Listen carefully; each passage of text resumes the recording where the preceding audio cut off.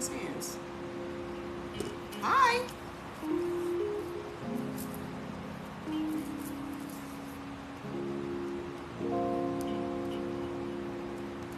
Good afternoon.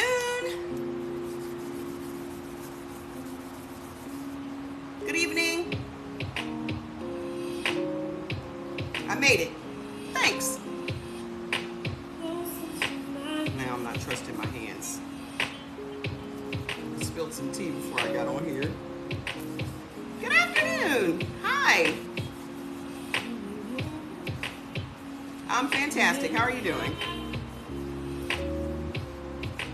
What's up, California?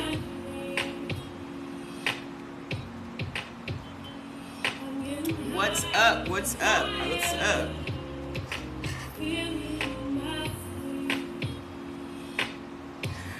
Quercetin is for overall good health, inflammation. We have colds, viruses, skin issues. I take it every day for inflammation to prevent it. Okay. Hi. Suriname, look at you. So yeah, I take Quercetin Plus every day. You can do your research on quercetin. Like, that's the big thing that a lot of anti-vax doctors were prescribing to people when they have COVID. You ready for some more knowledge? Yay! Love it, love it, love it. Hello, hello, hello, how are you?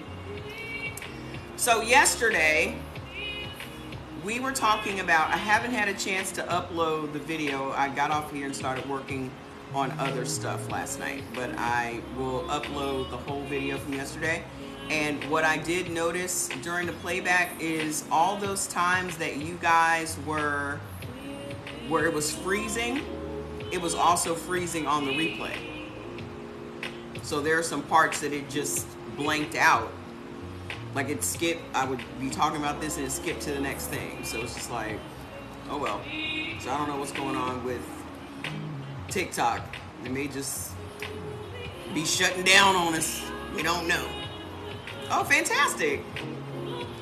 I have a question. I got the foods list, and on my list it says salmon, and it says salmon is bad. Listen, there are different types of salmon. You can't just look for the word salmon. In front of each word that says salmon is the type of salmon that is beneficial or problematic for you. Like when it says bad, it says smoked in front of salmon. No one can have smoked salmon because no one can have smoked anything. Does that make sense? Hey, how you doing? You have to look at the word that's in front of the salmon because there's different types of salmon. There's different types of beans, different types of rice, different types of, everything has a different type. So you have to eat the ones that are beneficial to you. You're very upset about what? About smoked salmon? What are you upset about? Why do y'all have human feelings for food? I don't get it.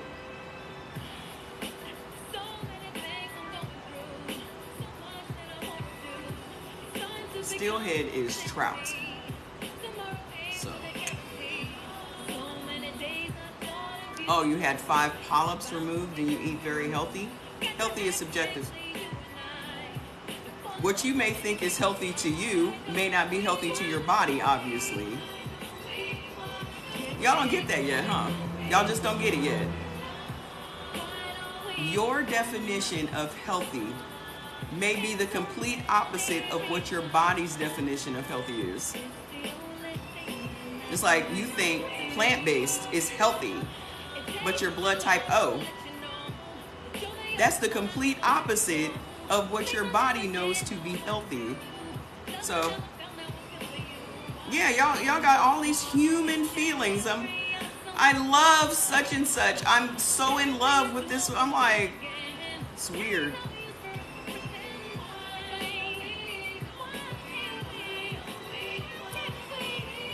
The simplest and most basic way you should be eating is how your body processes food. That's it. Y'all are the ones making this shit harder than it has to be. Like, acceptance is the key to happiness. Did y'all know that? That acceptance, accepting that it is what the fuck it is the universal phrase of acceptance. It is what it is. This is how your body processes food. You going against the way your body processes food equals nothing but illness. Y'all still fighting a losing battle. Right now, you're losing. Instead of going along with the boss is your body. Instead of just going along with it, you're fighting. And this is why you sick. You sick over some food. So this is a hill you willing to die on then. Because that's what it's going to be.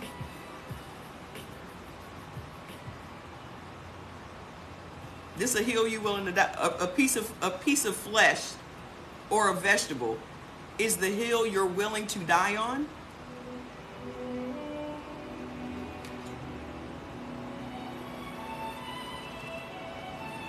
Just found out that I'm O positive if I was not working, living in a nursing facility.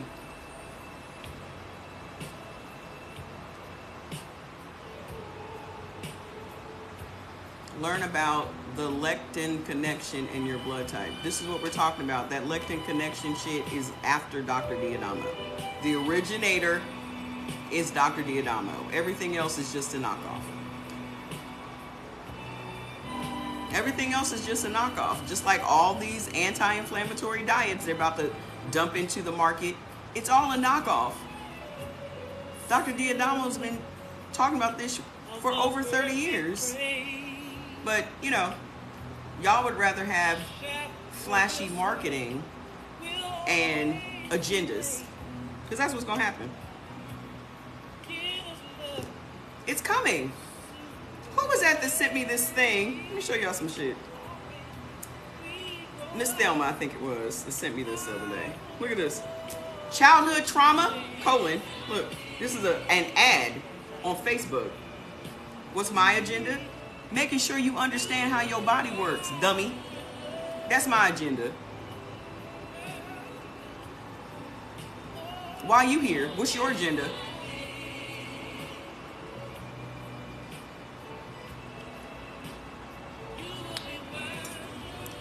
Why you here? What's your agenda?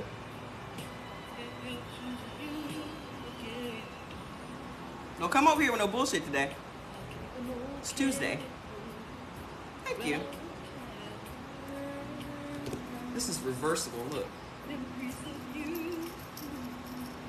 It's Coach, but I didn't want to show y'all that because then y'all will think I'm a Coach. It's just a Coach jacket. I don't need no Coach trouble. Okay? So listen, today's Monday? Fuck.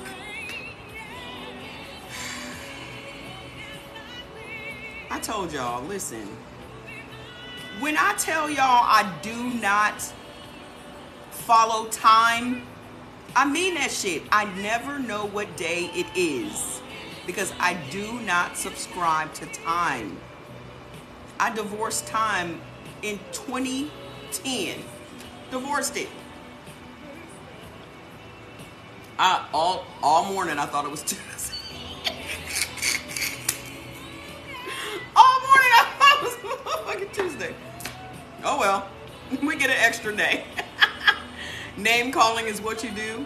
Girl, go somewhere. Go find something to do. Go find something to do. You sound unbusy. You sound unbusy. Because this is a fight you won't win. I'm just letting you know up front. You won't win. So just go find something to do. Thanks for coming. Okay? Thanks for coming. No one has time for bullshit. People trying to learn. So this is a full ad. You thought it was Tuesday? Okay, I'm not the only one. This is a full ad on Facebook for Imudi. M. Moody. Okay? So it says, watch that person go and report my live. Watch. And if she does, we will be on the other live. So go follow my secondary page. Don't block them, mute them. Okay? So, what's keeping you from losing weight? This is literally an ad for Emoti. What's keeping you from losing weight? We are looking for 10 women who need to get in shape this month, no matter what. This is the ad. Okay? Thank you, moderator. We will transform you into a confident woman who knows exactly what to do and get results. So, they don't even know how to write. Get results, period. So you can stop yo-yo dieting and feeling like you are wasting your time. It's an ad, y'all. Just take this 1-minute free quiz and get a personalized plan from our personal trainer. Anti-inflammatory diet plan that is easy to follow. This is an ad sponsored by MUD.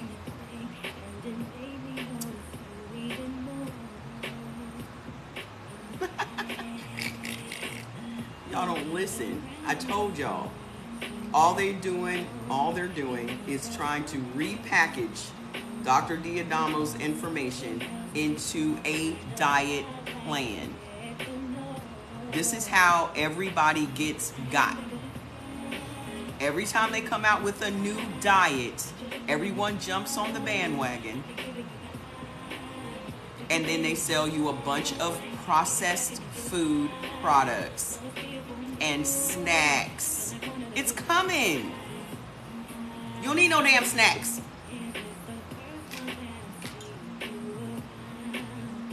Which of your products work with perimenopause? All of them.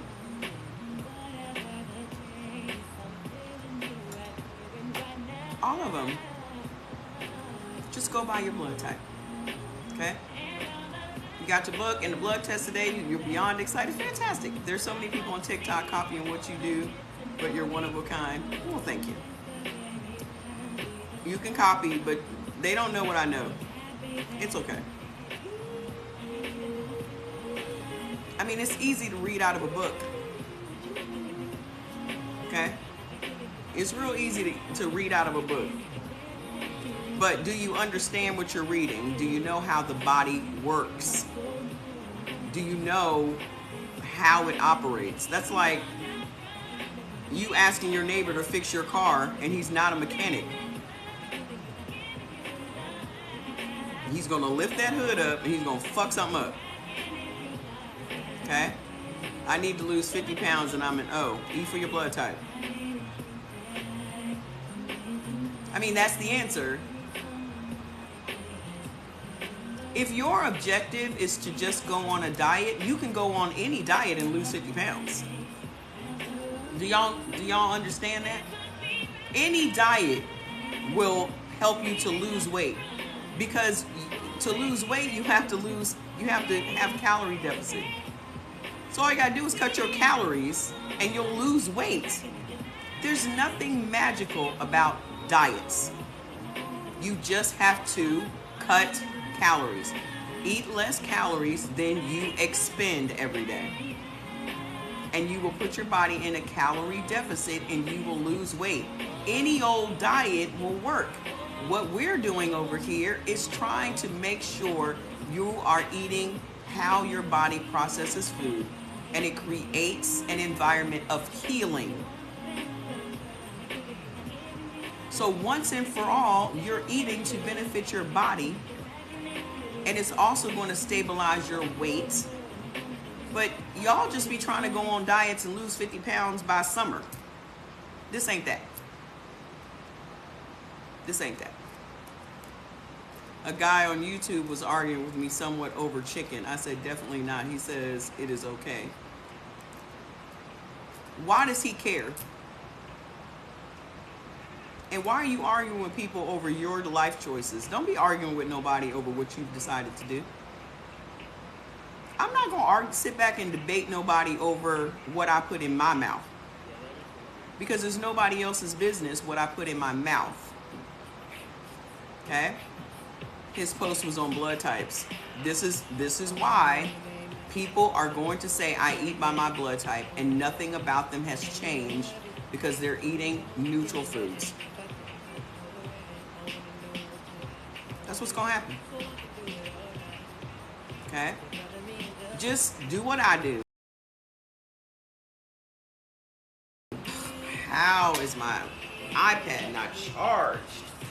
Hold on.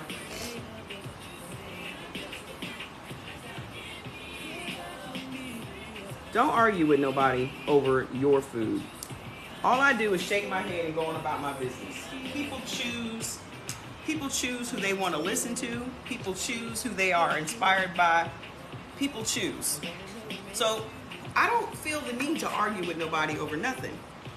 Get the information and do what's right for you. But I'm not going to go back and forth with nobody over what I eat. I know what I'm supposed to eat. It works for me. I wake up every day pain-free. My skin is doing what I want it to do. My body's doing me and my body are in agreement. Finally, after 54 years, we're in agreement. All I'm trying to get y'all to understand is you need to come into agreement with your body, because you don't run nothing. Thank you. You don't run nothing. You are a passenger. Your life force is a passenger inside this vessel. Where do I go to learn about what you're saying? I'm waiting for you to please explain it. Ma'am, this is what we doing.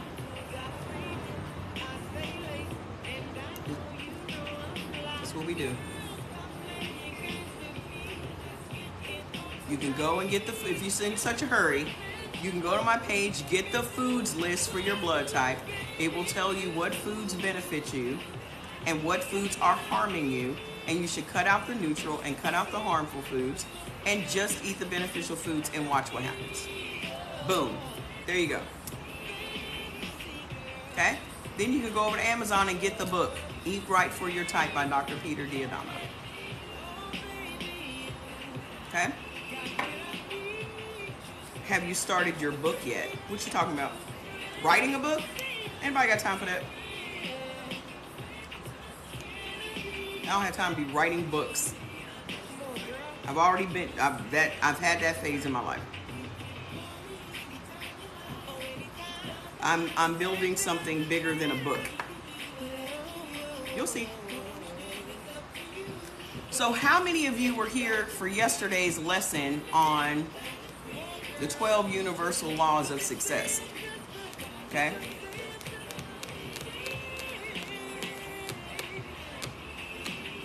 There you go.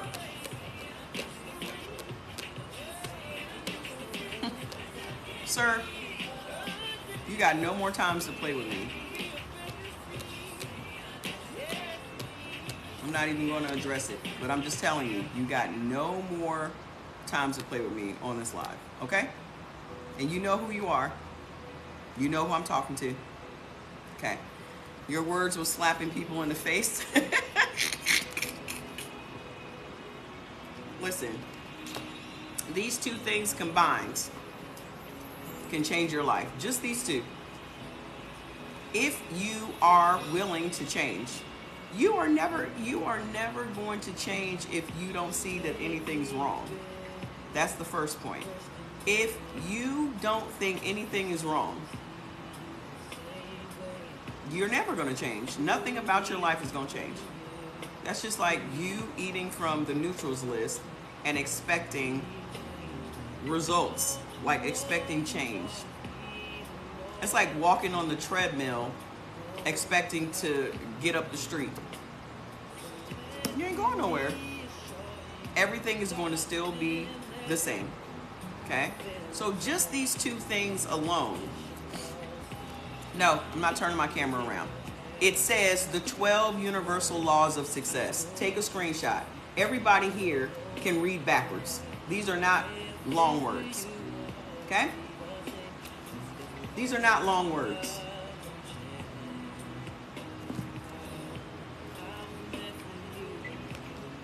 You got the book and you feel your body changing on the inside? Good.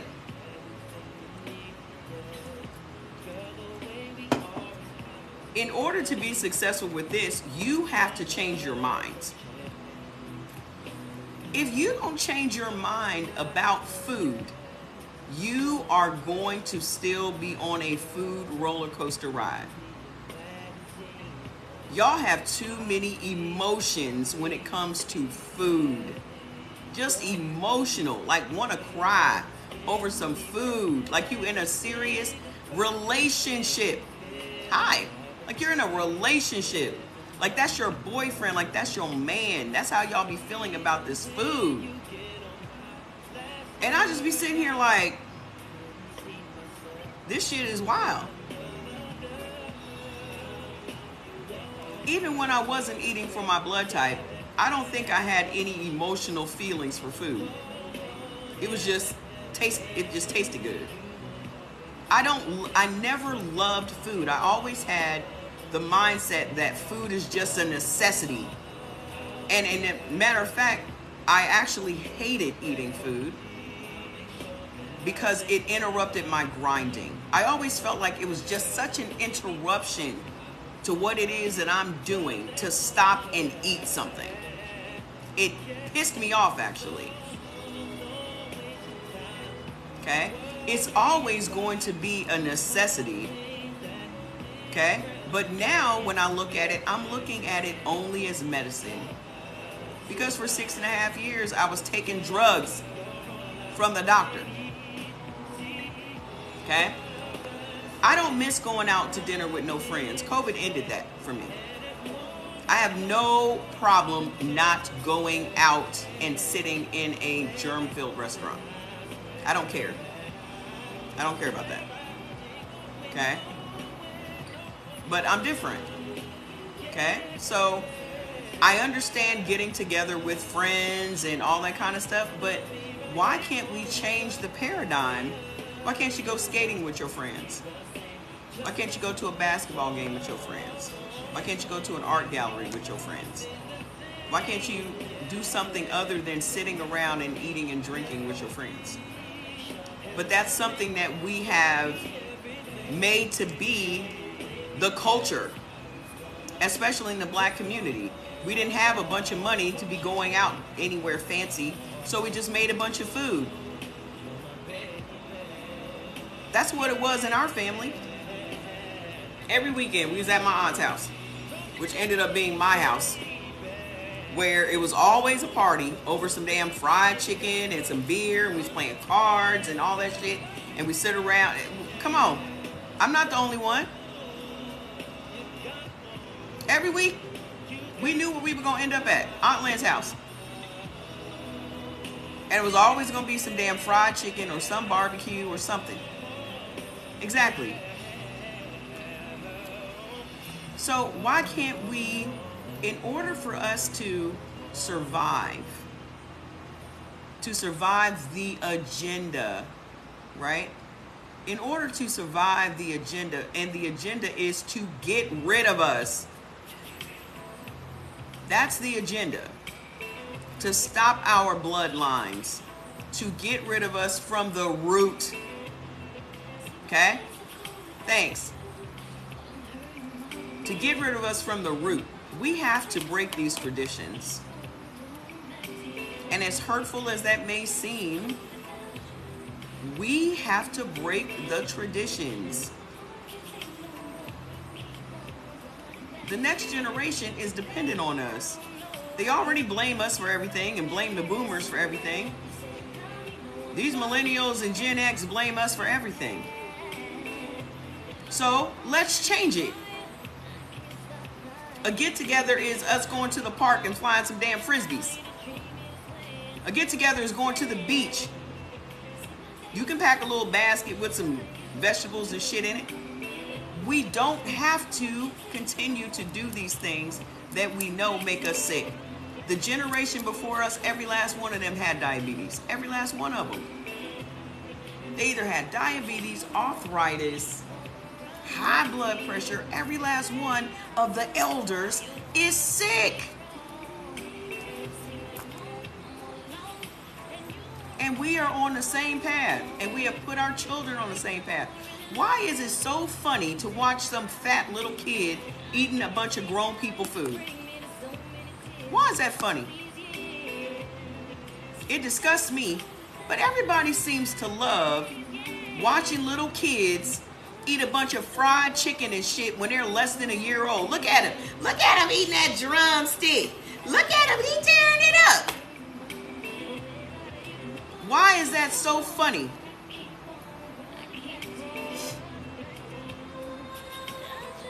Let's not even start talking about no hair. Okay? We talking about food.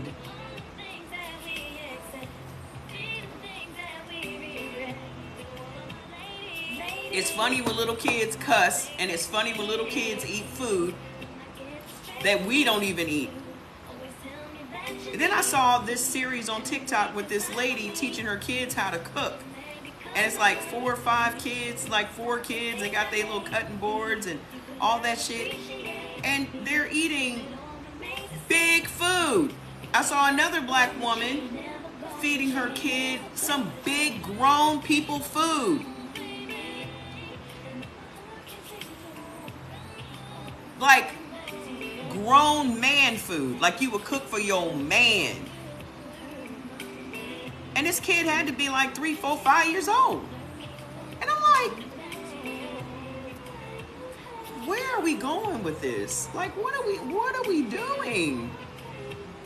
And everybody thinks it's so cute. And they'll have hundreds of thousands of views and da da da da. How do we think that's cute? I mean, I'm not judging these people, but why do we keep applauding that shit?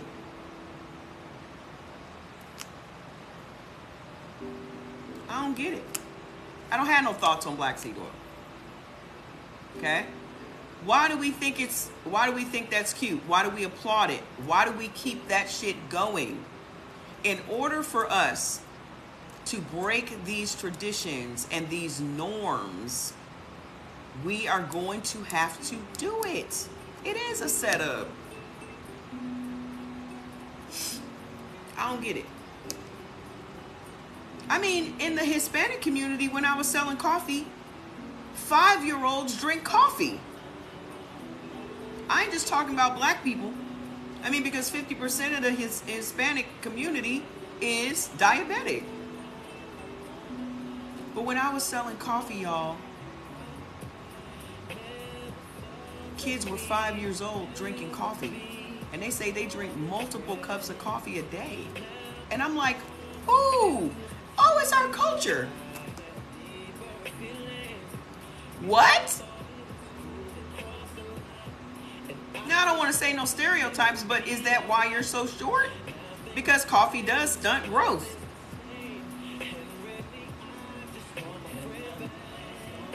You're Puerto Rican and they put coffee in the baby bottles.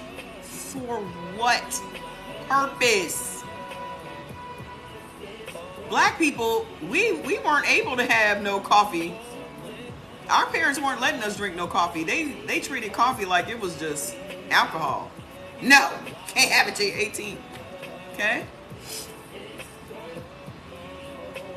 Coffee. What is Bastola? Is that coffee?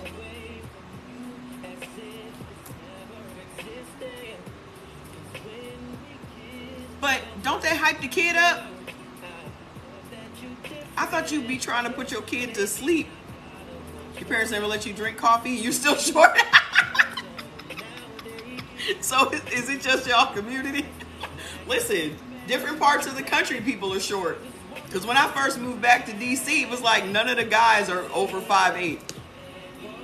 I don't know what's in the water in DC, but the average dude over there is like 5'7". So, I don't know. Yeah, these kids are getting Starbucks In high school, they drinking Starbucks every day. I don't know why. I remember the first time I went out, when I I went out in DC, and I felt like I was at a Tom Thumb wedding. Like, I think I may have had on some heels, and I felt like I was looking at the top of heads. Am I wrong? You don't see a bunch of tall dudes down there. I was like, I'm 5'7", and in heels, I'm 5'10", so I just felt like, hello, sir. No, I don't want to dance, but have a nice night.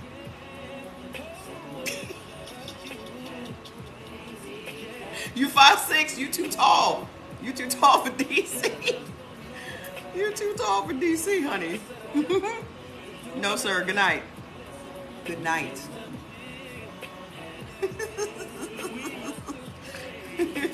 Listen, you know we got to break it up with some jokes. We have got, what is Bestola? Bestola, is that coffee? Is Bustelo coffee? You didn't start till you were 17? When did I start drinking coffee? When I started working around white people. When I remember going to my friend Emily's house and seeing a coffee pot on the counter. And we were in high school, and Emily was like, do you want a cup of coffee? It was like 4 in the afternoon, and I was like, no. And her mom came in the kitchen and poured her another cup of coffee. And I was like, white people really do be drinking coffee all day. You know, when you go to your white friend's house, or when a white person goes to a black friend's house, it's like going to a whole other planet. Because shit's just different. Shit's just different.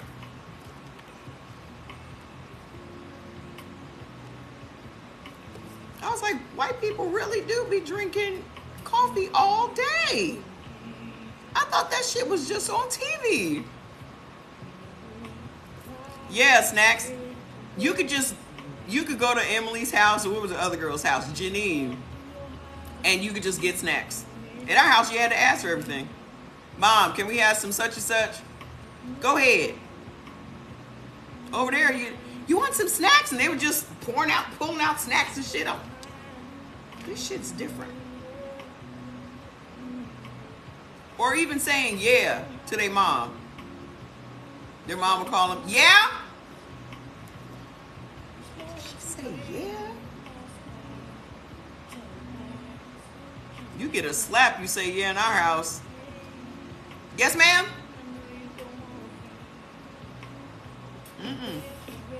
Hi.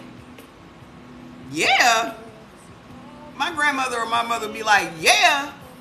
Who are you talking to? I'm not one of your little friends. How many times you done heard that shit? I've said that shit to Jordan many times. I ain't one of your little friends.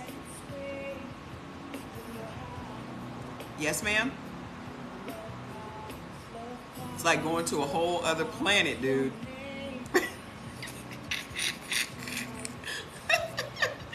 It's like going to a whole other planet. And then I ended up having black friends that were like that. I ended up having in high school, those friends were in junior high school. And then when I was in high school, I had black friends that they weren't disrespectful, but you could go to their house and do anything. I'd go to Janelle's, or I'd go to Julie's, and Julie's dad was a golf pro. For real, before Tiger Woods, golf pro. And then Janelle, her parents owned a Mercedes dealership with a pool in the backyard, and you know, just did all kinds of shit. All I had to do was say, I'm at Julie's house. And my grandma would be like, all right, now I come home the next day. I'm at Janelle's house. All right, now I come home the next day. So, listen, we're going to talk about the next chapter today.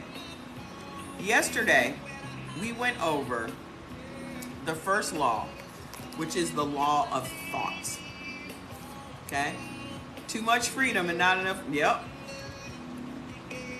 With me, I knew what I had to do to stay out of trouble. Okay, my grandmother was a stickler for call me and let me know where you at. And there was never a time that I didn't call her and let her know where I was at. Okay? And I be trying to tell my nieces, I be trying to school my nieces, like, y'all getting in trouble for dumb shit. All you gotta do, I told my niece this the other day, I hope my sister ain't listening. All you gotta do is go do the shit that you need to do in the house and you'll get all kinds of freedom. The reason that you don't have the freedom that you desire is look at your fucking room. If you know you want to go out on the weekend, you need to have all this shit spick and span by Thursday. So when you go and ask your mom, oh, can I do such and such and blah, blah, blah, she gonna go right to your room and see what it look like. She gonna go right to that bathroom and see what it look like. And she gonna be like, okay. Y'all dumb. This is why I gotta go over there once or twice a year so I can school them. Because they don't have the common sense that we had. Because they were raised in the fucking suburbs. That's the difference. In the 80s, we was raising ourselves. Our parents put a lot of responsibility on us at very early ages. Shit, some of us had bills in our name by the time we was 12. These kids, they don't know how to make no payment arrangements at DP&L. Shit, I was making payment arrangements with cable. The hell? These kids don't know how to do nothing. You 17 and you don't know how to. Let me get y'all kids together. That's why I'm gonna make sure they're gonna be at my house every summer so they can go home wiser. Okay? Shit, that's what I'm talking about. I was 10. My brother was born when I was 10, going on 11. I was the second mom. And then my mom passed away and I was the first mom. So I raised him from when he was 14 years old. With his goofy ass. Love him though. Still goofy. My mom didn't do a damn thing with him. She didn't do a damn thing with Chris. You know that last one, when that last one come along, you just tired. She just let him get away with everything. So by the time he got to me at 14, I had to hit Chris dead in the mouth. Just bop. So yesterday, we were talking about the first law, universal law, okay? The first universal law is the law of thought. I'll still hit Chris in the mouth today. He didn't even know how to wash his own clothes. My mom had been washing his clothes. I've been washing clothes since I was like 2 years old. The fuck? But people always raise their daughters differently than they raise their sons, don't they? They raise us to take care of a man. Chris was raised to be taken care of by some woman. And then when he came and lived with me, it's like, better go wash your clothes. How? The fuck? With a rock. That's how. Just slap him against the rock and just, that's how you do it. Dummy. Y'all think I just be calling y'all dummies? Call everybody.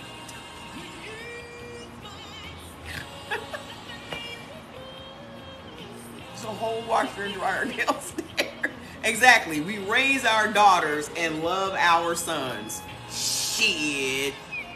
Jordy was cooking full meals at 10. I was coming home from work to full meals, dude. I ain't play that shit. We equal opportunity in here. You gonna learn. You gonna have your own shit. You ain't dependent on no woman to do shit. He was cooking full meals. By the time I get home from work in DC, taking trains from Rockville and all them other places, it was 8 o'clock at night. Jordan had been home since 4 o'clock as a latchkey. House was clean. Dinner was done.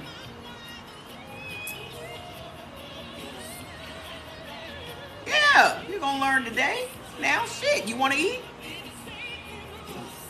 My sister's kids, on the other hand, will call my sister every day at work and be like, Mom, what you cooking for dinner? I think Trayvon was like 3 years older than Jordan.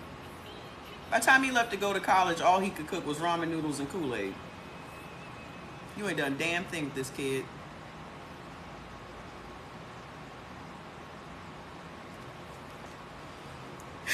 So, the first law of thought. Okay? We talked about self-image yesterday. Think about it for a minute. Generally, people cannot, hey, how you doing? Generally, people, I worked in Bethesda, I worked in Rockville, I lived in Oxon Hill, so you know how that trek goes. Okay? So, you really can't move beyond your self-image. People get their self-image early in life. Your self-image is how you see yourself. What you believe about yourself. Okay? So, it's very hard to break that. Because even out of your own mouth, you'll say stuff like, oh, I'm not the kind of person I'm not the person that'll do. I'm not the person that thinks. You have made up your minds who you are. So when you are confronted with new information, it's very difficult for you to open your mind to new information, number one, and secondly, to accept new information. Share the live. Share the live. Okay? So this self-image, like in The Matrix, I know a lot of people maybe didn't understand The Matrix, but when Neo had taken the red pill and then he meets Morpheus in the white room with the red leather chair, and he says, where are we? And he says, this is your residual self-image. That's who Neo, or Mr. Anderson, thought he was in his own mind. You are your self-image. Okay? How you see yourself in your own eyes determines what you get out of life. Self-image is your own conception of yourself. It is the mental and emotional picture you hold in your own consciousness of who you are, what you are about, and what you represent. Good evening. Okay? So, doing great. Okay? Your self-image is important because it is the starting point of your life experiences. I own all the Matrix movies. I have to have it. Like, I was there when it opened in 1999. And I was dating a guy at the time that was like, oh, I'd never take that red pill.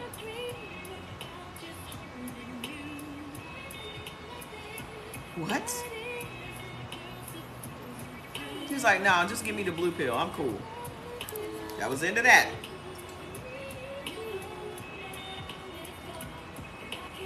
And to this day, he still lives like that. Just, in a bubble. Him and his wife are severely obese.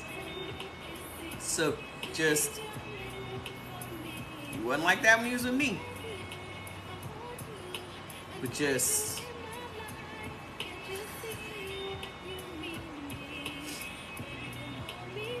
I love Keanu Reeves. Love, love, love, love, love. Such a down-to-earth person. Okay? Your self-image is important because it is the starting point of all of your life experiences. The image you hold of yourself is like a great vase into which all of your life experiences are poured and blended. If your self-image is small, limited conception of yourself based on ignorance, fear, doubt, and insecurity, then all of your experiences will be filtered through these negative emotions. I'm trying to debate on whether or not I'm going to go see John Wick on Thursday because Jordan is going to that music festival and his friends are flying in. But if I don't go see it on Thursday, it's going to back me up with the movies because Dungeons and Dragons comes out next week. And I need to see that. So I may not be here on Thursday because I'm going to go see John Wick. Okay? So, listen.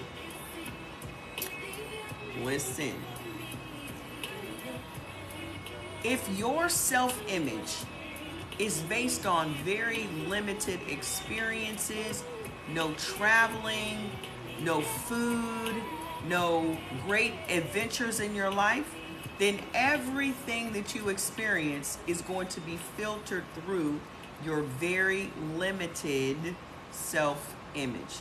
This is why travel is very important. D&D does look good. That's why travel is very important. That's why experiencing different cultures, foods, learning about different cultures, different religions, just all these different things opens you up to a different self-image. But if you decide to put yourself in this box, no amount of new information that comes to you is going to be accepted by you. Good. Go see firsthand. Okay? On the other hand, if your self-image is based on knowledge, love, courage, respect, faith, and confidence, your life experiences will be filtered through these same positive emotions. Okay? Self-image determines your capacity to give, receive, and interact with the life experiences and possibilities that confront you. Your self-image is like a magnet, attracting and repelling like or unlike qualities into your life experiences. You attract thoughts, people, and experiences which are congruent with how you think and feel about yourself. How many times have I said, you do not get what you want, you get what you are.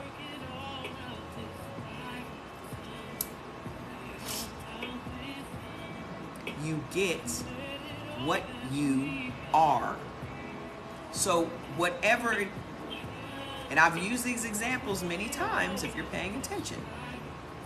People always talk about, oh, I want a man that does this or a woman that does that and da da da da da da da da. But you don't do those things. That's not who you are. So the line opposites attract is a lie. Opposites do not attract. You think we have a bit of a glitch in the matrix? Opposites do not attract. Like attracts like. Like attracts like. So if you look around at your friends and your mate and your coworkers and your community, those are your people. Literally on the live. You have attracted, exactly, you have attracted those experiences and those people and those places into your life just by being who you are. So if you don't like what you see when you look around your house and you look around your friendships and you look around your family, it's because of that's who you are. That's who you are. I can look at every relationship I have ever had, and I dated these men based on who I was at the time. That's why I never go back and re-date anybody. And a lot of guys don't understand that. You know how you get hit up, hey big head. You know how you get hit up from your exes? The most recent one. This is why I'm not even entertaining him thinking that we're going to get back together. Oh, you're my queen, I'm ready to get... No, no, no. I am not who you knew 25 years ago. Who I was 25 years ago is not who I am today. And if you have no interest in getting to know who I am today, then we don't have anything to talk about. Because that girl does not exist anymore. That's why you should never entertain going back to somebody. Because you're literally going back to who you used to be. And if you've grown past that, you're only going backwards. You're reverting back to a person you used to be. It takes a lot of work to grow. Okay? It takes a lot of work to grow. Why would you go backwards? Thank you. Come on, gifts. She's gone. And then you want to... Guys love reminiscing, don't they? I really think this is a guy thing. Guys love to reminisce on how things used to be.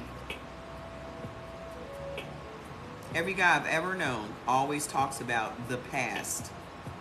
And when things were... Women do it too? Ugh. I'm not... Like I told y'all, I'm not a reminiscer.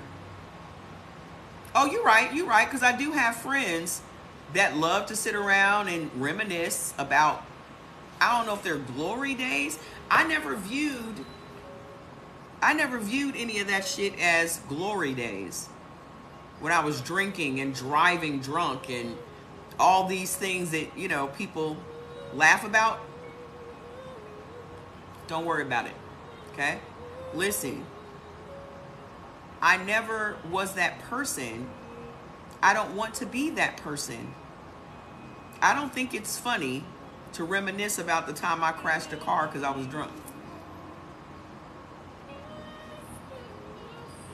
I don't think it's funny that I passed out because I was drunk. Thank you. I don't think it's funny. So I don't want to sit around and talk about that because I've grown past that. Does that make sense? But then, you know, some people can't understand that. Oh, you don't want to get together and talk about old times? Why would I want to get together and talk about old times? For what? Maybe they were your glory days, but I think my best years are ahead of me. So if you think that the past was as good as it gets for you, you are never willing to change. If you think that the past were your glory days, then you have no hope for your future. Stuck. Remember when? No. I purposely don't remember shit. Like, why am I taking up CPU space remembering shit that I don't want to remember? I literally will etch a sketch the fuck out of my brain. I don't need to remember none of that. People be like, oh, you remember that? I remember shit that makes me money. That's what I remember. I remember important shit. Like what I'm about to do. I don't want to talk about what I've already done. That's why I never went to any of my class reunions. You going to the class reunion for what? I'm still friends with the same people that I was friends with in high school. I'm still friends with them. Why am I going back to see people that I didn't even hang out with when I was in high school? To talk about shit we didn't do together in high school. Oh, I can't believe you're not coming to the class. Y'all can miss me again. Y'all can miss me again. People love to go back to their high school reunions because they want to look better than all the rest of the people. I already know I look better than all the rest of the people because I see them. I don't need to prove it to them to their face. Them people look 20 years older than me. I don't need to rub it in their face. If they see me out when I go home in May, though, it's their fault.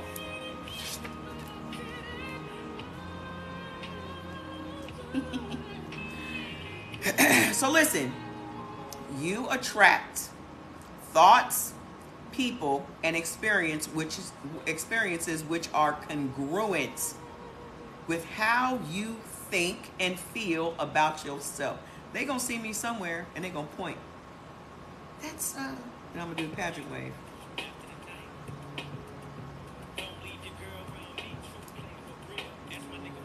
And trust and believe, it's gonna be, listen, you know where you can find out everything you needed to know in our town?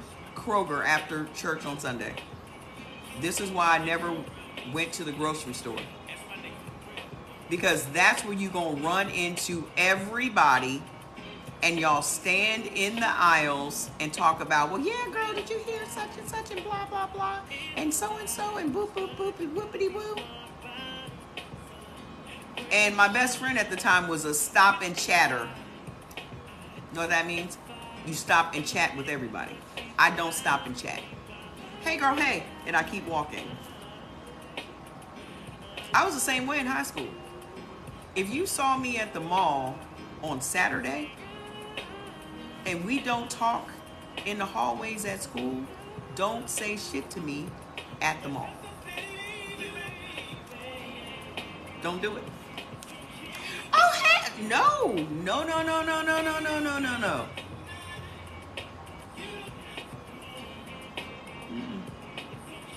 Nope. If you don't know me at school, you don't know me at the mall. Okay? A nice example. Listen, if you want to attract good health, wealth, and happiness that you desire and dream about, then you must develop a self-image that is compatible with and supports these very thoughts, namely good health, wealth, and happiness. You will never, ever, ever be able to be successful with eating for your blood type if you don't change how you view yourself. You will never. You always going to be cheating. You're always going to be dipping down in the neutral, dipping down in the avoid section. Okay? You have to be. You have to be. I hate that high quality shit. I hate that. Okay? You need to be what you want to receive in your life. If you want good health, you have to start being healthy. That means eliminating the neutral and the harmful things and allowing your body to have an environment of healing. You have to get on the path and stay. And then you will start attracting other people that are doing the same shit. And those people are going to support who and what it is you want to be. And you will also support them because this is what like-minded looks like. But if you stay stuck in who you think you are, you will never ever go past where you are today. If you truly want to get to the next level of your life, you have to start living like you're already there.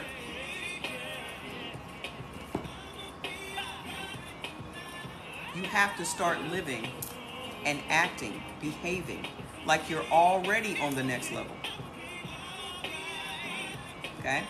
Maybe a lot of people don't want to hear this message. They just want to talk about the foods. Fine.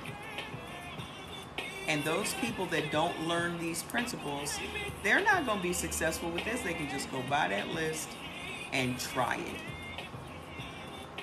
But if you really want to change your life, this is what it takes. Understanding that there are always principles and laws at work. And if you go with the flow of these things, you will have a much easier time getting where you're trying to go. But y'all been fighting your whole life. Your body has been in survival mode your whole life. Thank you. What is the worst food for B? Go get the list.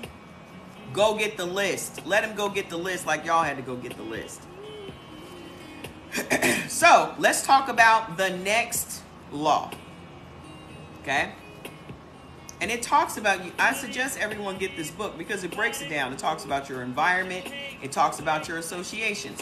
Frequent intercourse and intimate connection between two persons make them so alike that not only their dispositions are molded like each other, but their faces and tones of voice contract a similarity.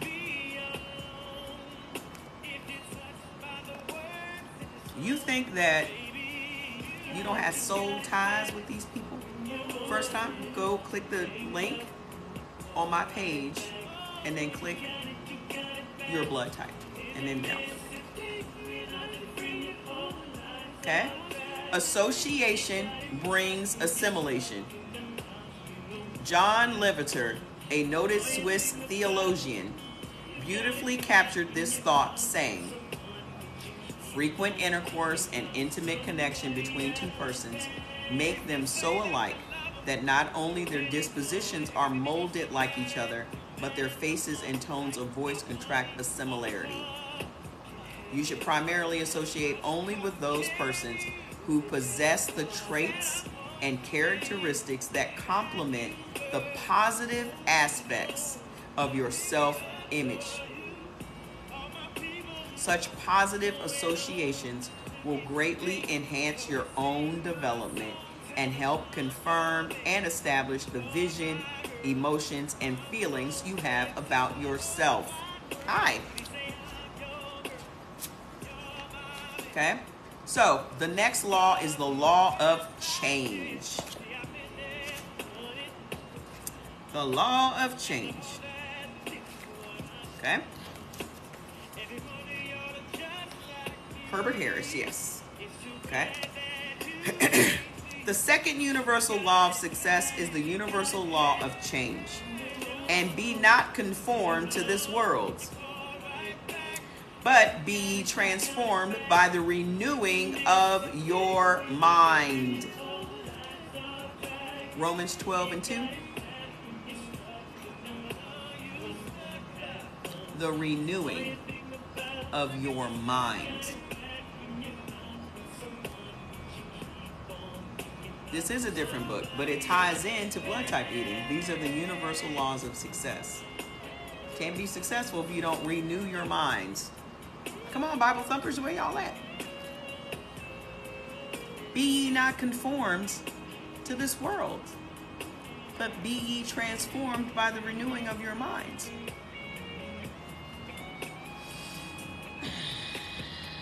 Be not conformed to this world means that you are not locked in to whatever circumstances, situations, associations, and challenges, and so on that exist in your life right now. You do not have to remain in your present condition. You do not have to remain in your present condition. Be ye transformed by the renewing of your mind.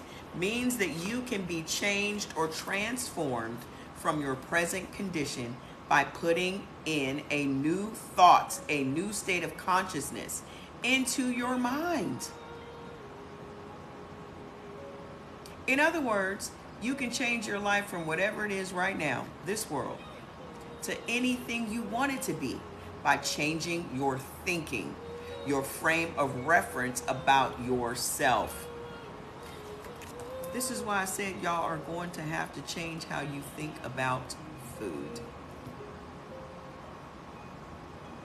You are going to have to change how you think about food. You're never going to be able to get to where you're trying to go if you still have all of these love type emotions for food. Okay? Taking the first and second universal laws of success together. The first law says that your experience of life depends on your thinking. The second law provides that the life you are experiencing right now can be changed by changing your thinking.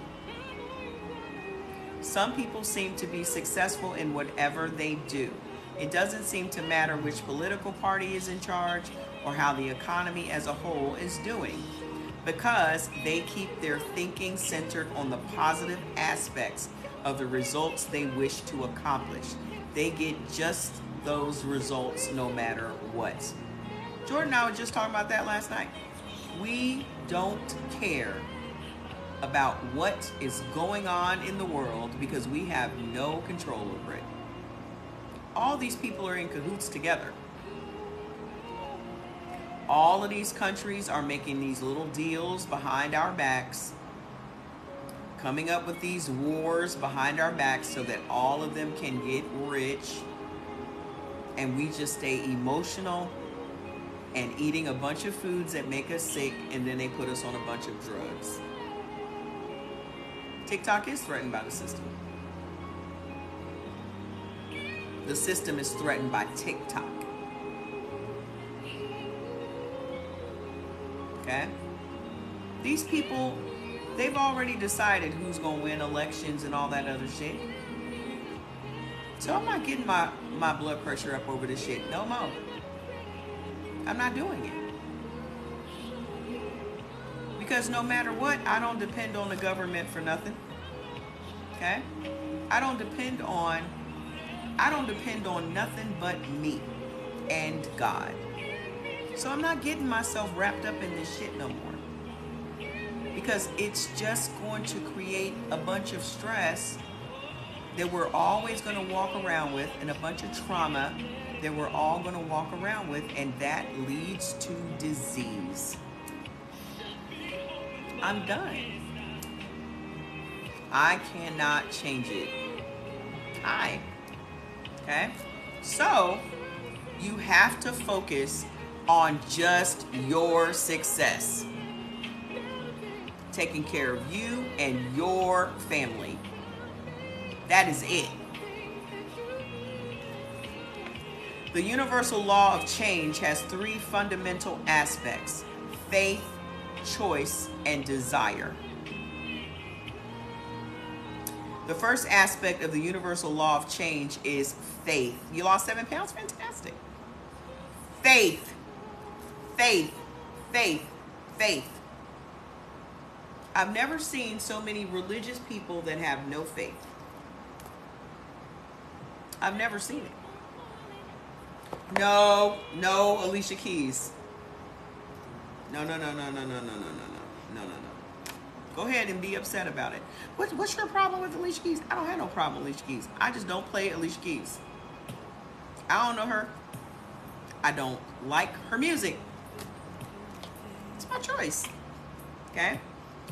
Faith is defined as a firm belief or trust in something or someone, generally for which there is no objective proof. We're not talking about all that, okay? We're talking about All of this is tied together. If 90% of all of the diseases that we suffer from are directly related to stress, then you have got to figure out a way to de-stress your life. The fastest way to de-stress your life is, number one, acceptance. Accept that your blood type is what it is and your body does what it does based on that blood type. That's the number one de-stressor you will ever have. Number two, humbling yourself to your body. Realizing that my body runs the show. I'm just here for the ride. So let me do whatever I can do to assist. Let me assist. The only way I can assist is to give it what it needs to run properly. That's what you can do as a rider. Either you ride or die or not. When you think about it like that, ride or die takes on a whole different meaning, doesn't it? Ride, you're riding. You are a rider. You are a passenger in this vessel. So either you gonna ride or you gonna die.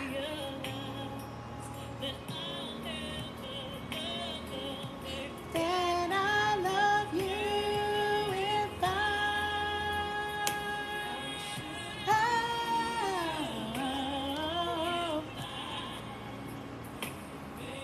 I can make sweet love to you. Listen, faith is defined as a firm belief or trust in something or someone, generally for which there is no objective proof. It is a belief from which all doubt has been removed. The biblical definition of faith makes it very clear. Now faith is the substance of things hoped for, the evidence of things not seen. Hebrews 11:1. You can go find out the doctor said no, then Red Cross didn't let me donate because you're anemic. Honey, just go over to Amazon and get that $8 test. Thank you for telling her. Just go to Amazon and get the Eldon blood typing test. Just go to the Red Cross. Y'all kill me just telling people to go to the Red Cross. As if anybody can just walk in there and just give some blood. Never.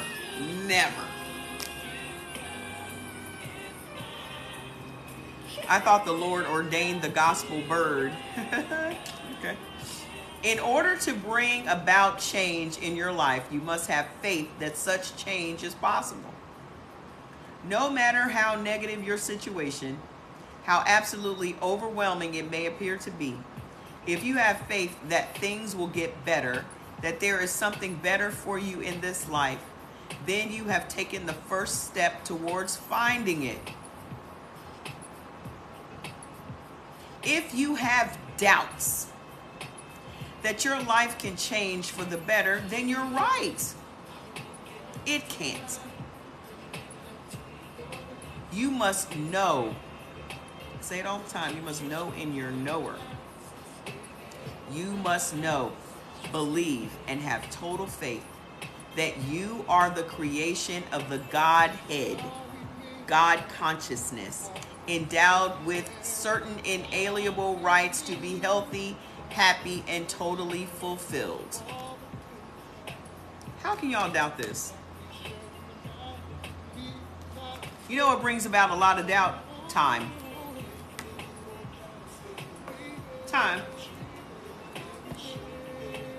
First thing, y'all look at a clock or y'all look at a calendar and it immediately brings doubt. That's why I don't subscribe to time. The biggest thing that'll make you doubt is time. That's why I never know what day it is. Share the live. That's why I never know what day it is. Because you will always doubt that you cannot do what you set out to do because of the time or because of the day. You have made up in your mind that you want to complete whatever this mission is by a certain day or by a certain time, or you need to see some results by a certain day. I've been doing this for 3 days and I haven't lost 30 pounds. This don't work.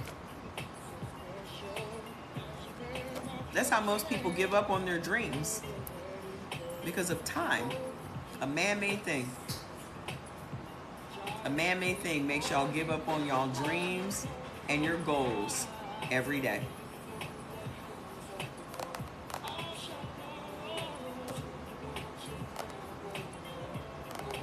Every day, y'all give up because you don't think, like people will come here and say, oh, well, is it too late for me? You still alive.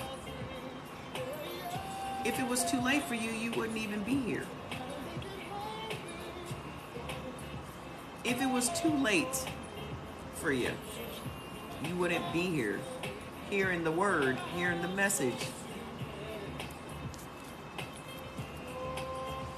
The second aspect of the universal law of change is choice. Choose this day whom you will serve. Joshua 24:15. Choose this day whom you will serve.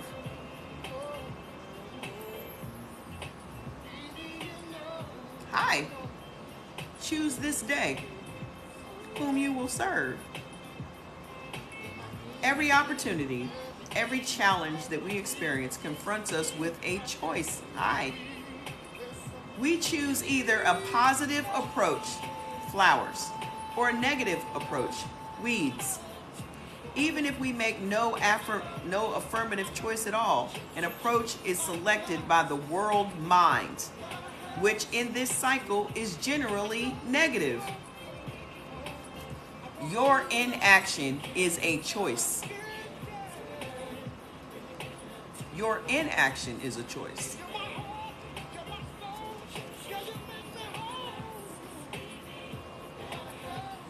So much of people's lives is because of their inaction.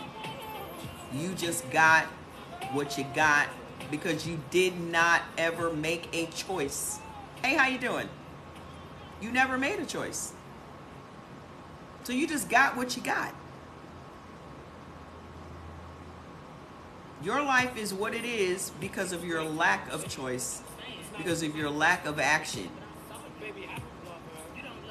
You don't love me.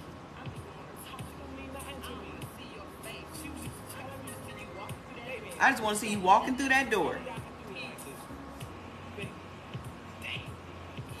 Come home late. It seems you barely beat the sun. Tapping my shoulder, thinking you gon' get you some. Smelling like some fragrance that I don't even wear. So if you want some loving, I suggest you go back there where you came from. With you, it's always something. I ain't dealing with nobody like that, Blue.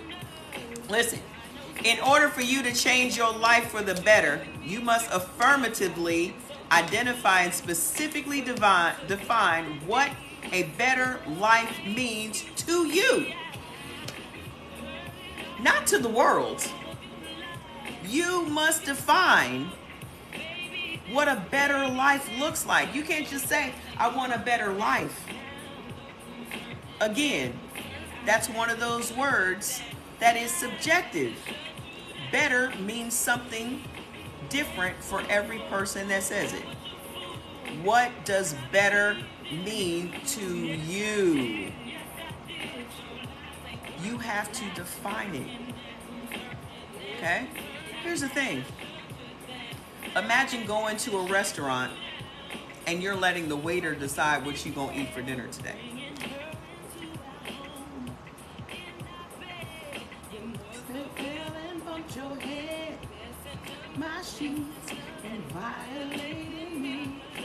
Imagine going to a restaurant.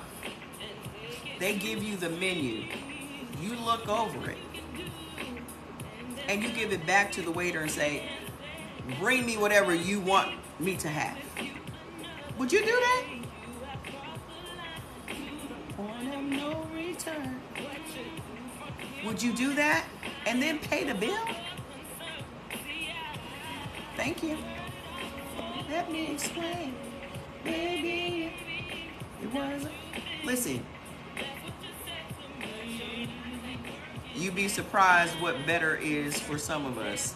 I don't concern myself with better is for some of us. I only concern myself with what better is for me.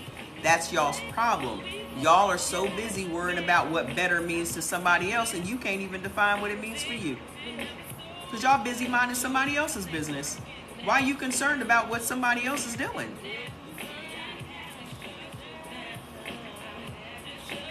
Nothing surprises me because it's none of my business. Y'all in somebody else's business. You be surprised what's better for some people. Who are you? Who are you? Oh, so you're the devil's advocate? We don't need any of those. Let people advocate for themselves.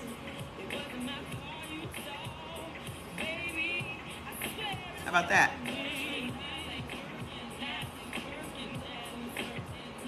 Everybody is minding everybody else's business. Yes, please, relax. Okay? Just relax.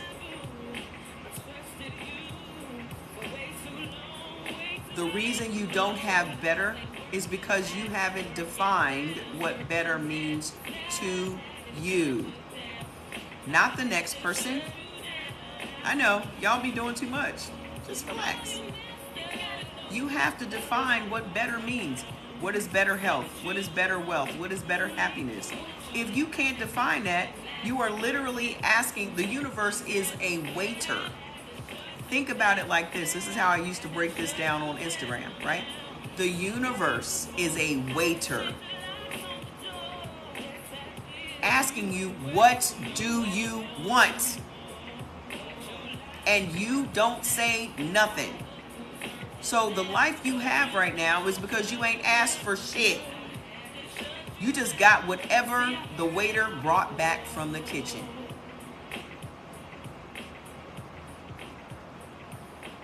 Life is like going to a restaurant and you don't have to pay the bill. You don't have to pay the bill.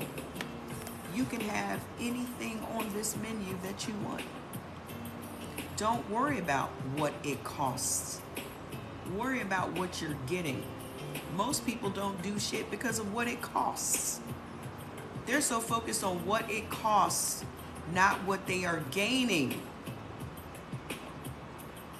People were hung up on me paying that man to get this damn account back.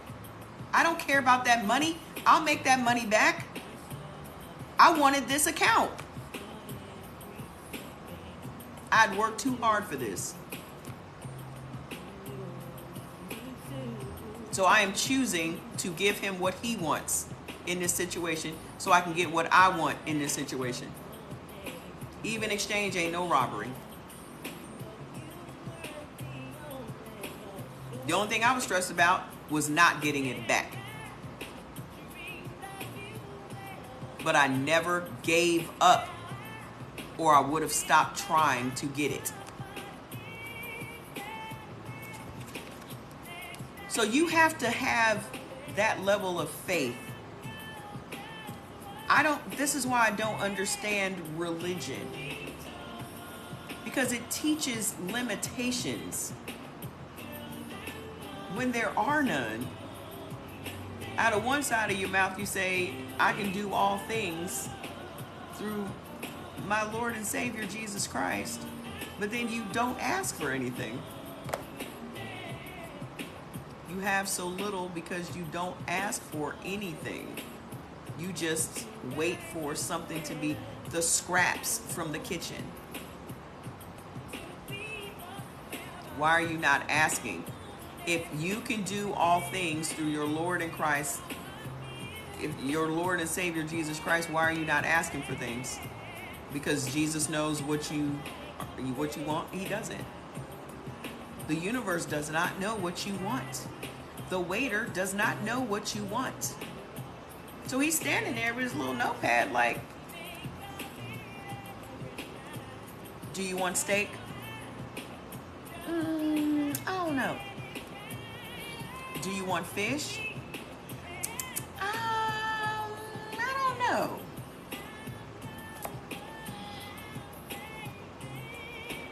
And he's just standing there tapping his little pencil on his notepad, waiting for you to put in your order, and you just never do it. And then you complain about what he brought you back from the kitchen, which is just the bare minimum. He just came back with some bread, and you were like, okay. Hey, how you doing? Oh, okay. Y'all are more specific about how you want your steak cooked than how you want your life to look.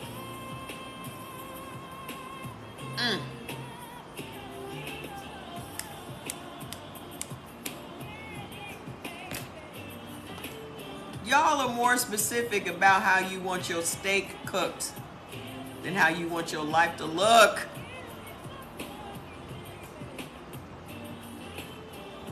Gotta snap with it.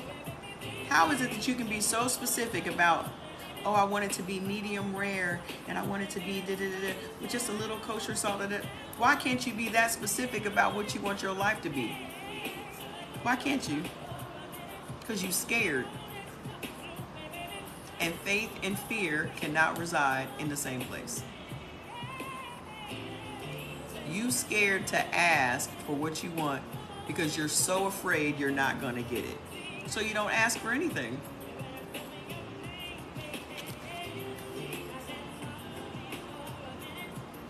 You're so afraid that you're not going to get what it is you asked for. So you don't even ask for nothing.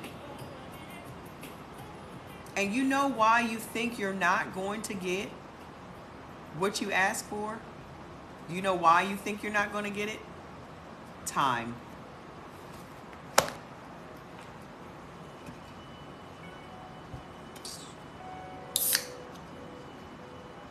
Time. And then now you can see why I don't subscribe to Time. Time automatically makes you fearful. You are afraid to ask for what you want because you are afraid you're not going to get it. And then when you do ask for something, you give up on it simply because of the time it takes to get it. So because of the time it takes to get it, you give up on it. I want to be married and I want to have kids. Well, you can't have kids if you're past the age of 40, people will say. Living without you, baby. I want to be married and I want to have this, that, and the other. And you're looking at the clock, but I'm getting older. How is this possible?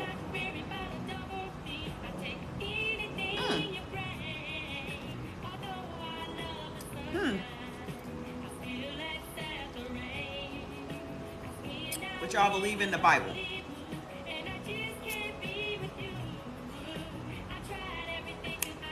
Refresh my memory. Who was it that wife couldn't have no kids? Who was it?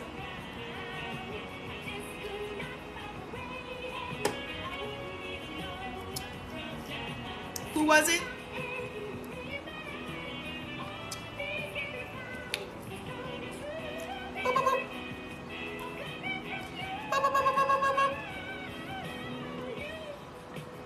So how can you doubt? How can you doubt? You're going to get put out. You got no more times. If you don't want to be here, don't be here. If you don't want to be here, don't be here, sir. Because your jokes are not funny.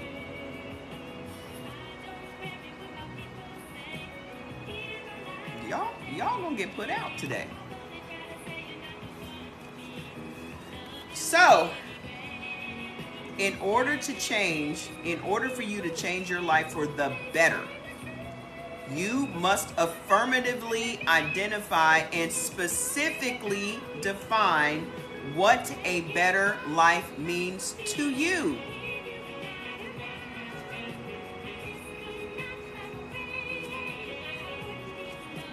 I'm about to start this live over. I've been on here for 90 minutes.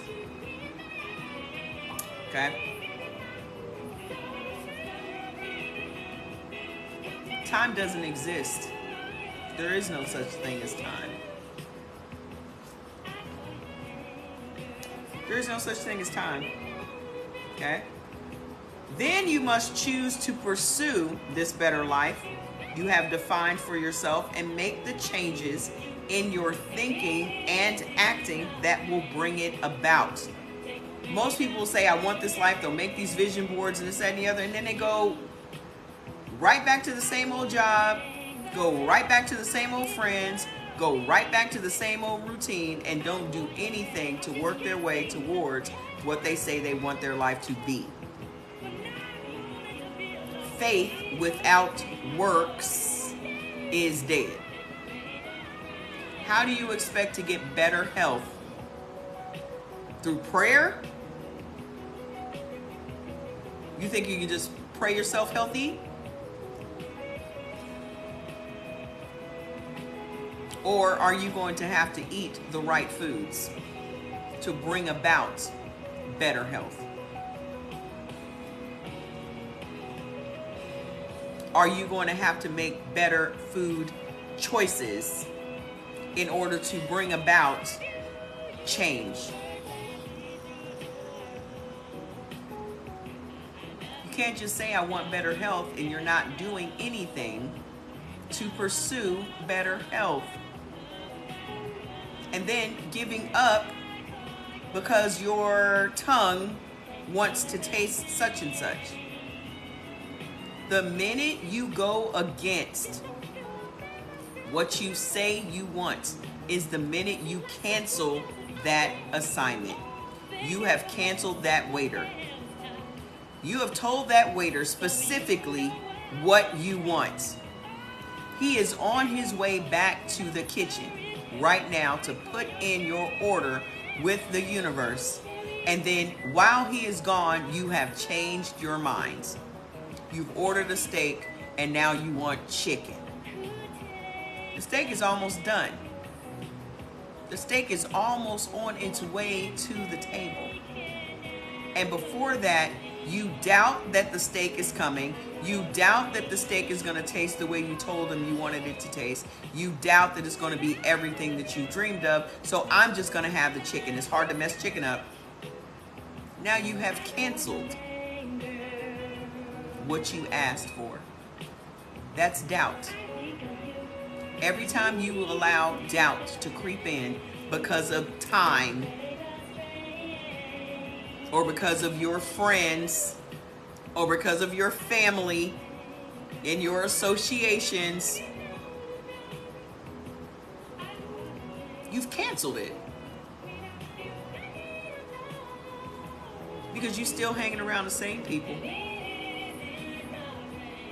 You're still having the same conversations. You're still going to the same place. You haven't changed anything that is going to support this better life and this better health and this better wealth and this better happiness that you say you want. It doesn't require discipline, it requires commitment.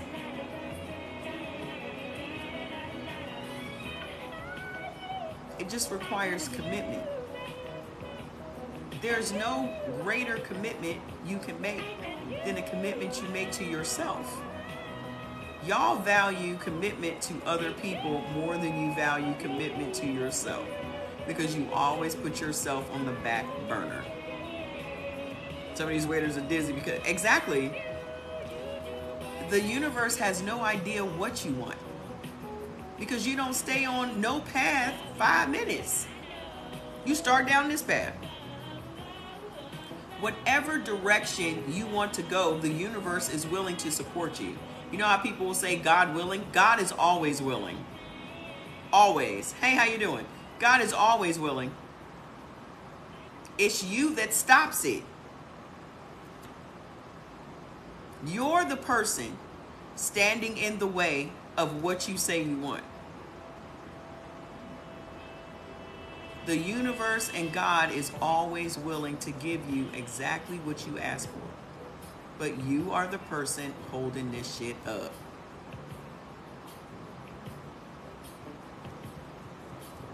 How you holding up your better health? Because you're dipping down into the neutral section. You dipping down into the avoid section because it's a holiday or because it's your birthday. Hey, what's up, sir? You're dipping down, and the minute you dip down into that section, that's doubt. It doesn't matter what your excuse for doing it is. Birthday, holiday, family get together, going out with the girls, it doesn't matter. The universe is very literal. It is very literal, and it is always watching and always listening. You can't sneak around the universe. It's like this.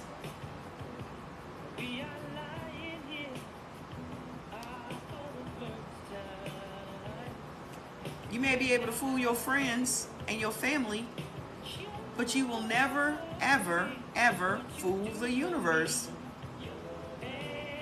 And the minute you dip down into that neutral section and that avoid section for whatever special occasion you want to justify it with, it's telling the universe, I doubt that what I asked for will come to fruition. And then you think it's just as easy as you going right back. That's just like you dipping out on your husband or your wife. Do you think that your relationship is now going to be the same when you get home? You think your relationship's going to be the same? You got busted cheating. Your husband and your wife is waiting for you when you get to the house. You got lipstick all on your collar. It's all on the side of your face and everything else. It's on my page. You think your relationship is now going to be the same after that? Your relationship with your body and with the universe is not going to be the same after you have dipped down into that neutral and that avoid section.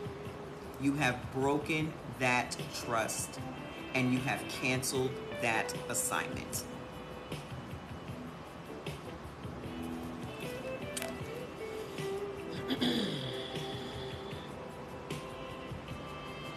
An example of this principle is described in the parable of the prodigal son, Luke 15:11-32.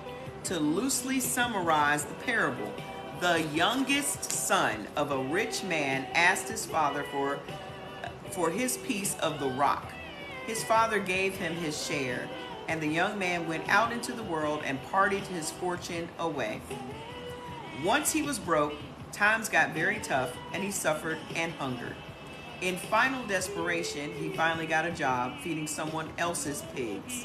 Even though he had a job, he still suffered and hungered to the point that he was seriously thinking of eating whatever the pigs didn't want.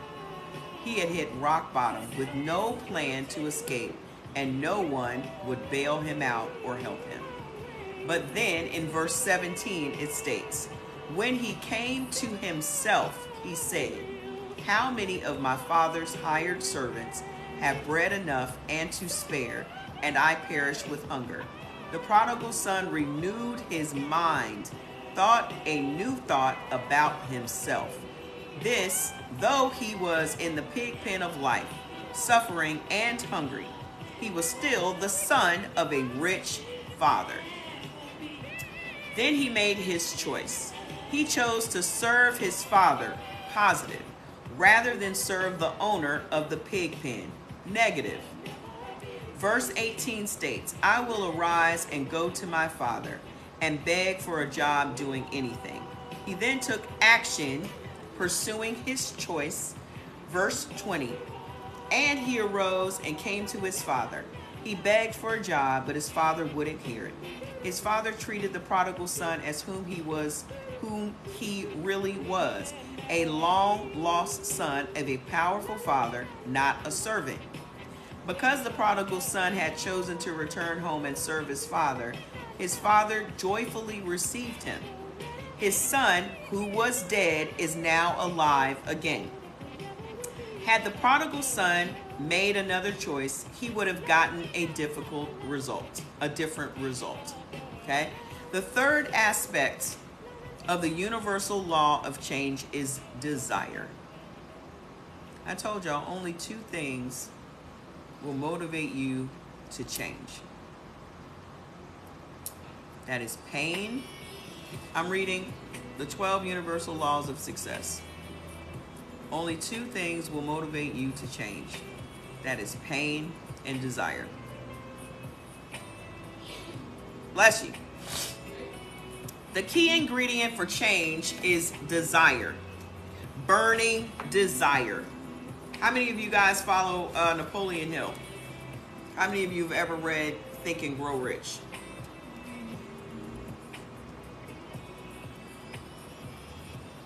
Desire is the starting point of all things. You got to want it. You got to want it.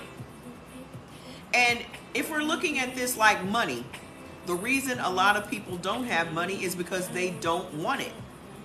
What you mean? I always want money. How does anybody know you want money if you don't ask for it? How does anybody know that you want money if you don't ask for it? A closed mouth don't get fed. You haven't even told the universe you want money. You haven't even told them because you're too humble. Oh, I'll just take whatever the universe gives me. That's the waiter bringing scraps from the kitchen. You can never outwit the devil. Okay? I tell y'all that all the time. Y'all, everybody out here trying to outwit the devil. Okay? The key ingredient for change is desire. Burning desire. Unless there is a deep hunger, a burning desire for the changes you want to bring about in your life, these changes will not happen. Okay? Once upon a time, in a place not far away, a diligent student questioned his master teacher on the meaning of deep desire. The teacher took the eager student down to the ocean and walked out into the water until it was nearly chest high. He then took the student and held his head underwater for almost a minute. As the student began to struggle, what is that smell? Somebody is cooking something that smells amazing. Shit. It smells like somebody is barbecuing a steak. Anyway, sorry.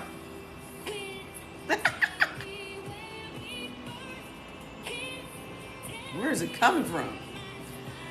Once upon a time in a place not far away. Oh, wait, I'm down here. As the student began to struggle, craving for air, the teacher continued to hold him firmly under the water until the young student's body became limp. Then, within seconds of drowning, the teacher pulled the student's head out of the water as he gasped for life-saving breath of air. The teacher then said, "You must desire the change in your life as strongly as you wanted to take that first breath. That is deep desire. Just because I can't eat it don't mean I don't like to smell it.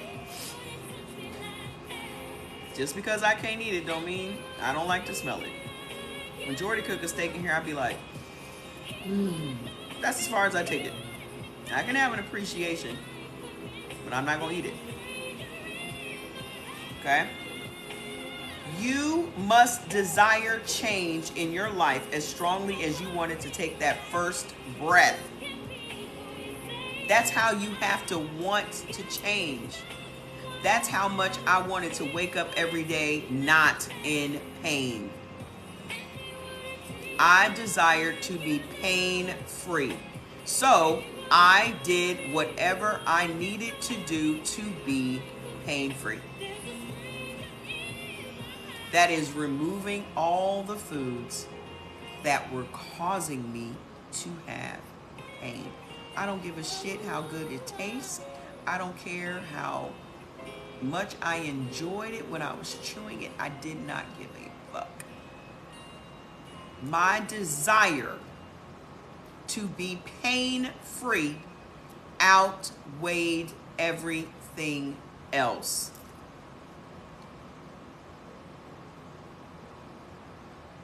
And if y'all don't think about your health in those respects, nothing is going to change for you. Y'all say you want to get off these drugs, but do you really? You say you want to be prescription drug free, but do you really? Are you doing all you can do to make that happen?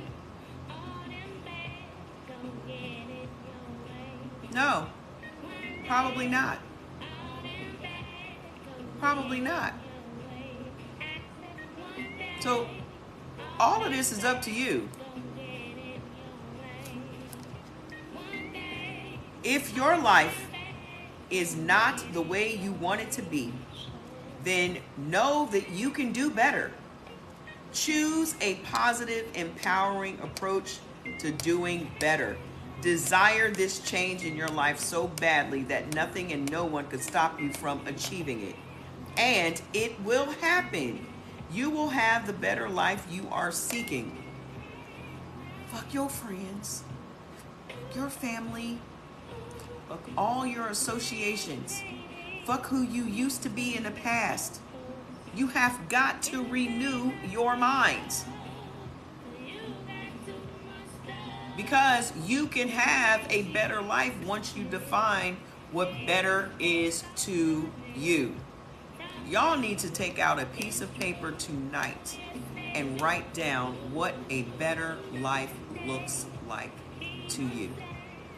And you have got to start believing that you can have it. Not just that you can have it, but more importantly, you deserve it. A lot of people don't have what they say they want because they don't even believe they deserve it. So if there's something that's making you believe you don't deserve something, you're going to have to reconcile that. That's what the forgiveness letter is for. The forgiveness letter is to reconcile whatever it was in your past that has a chokehold on you, that's making you eat yourself to 450 pounds, that's making you an emotional eater.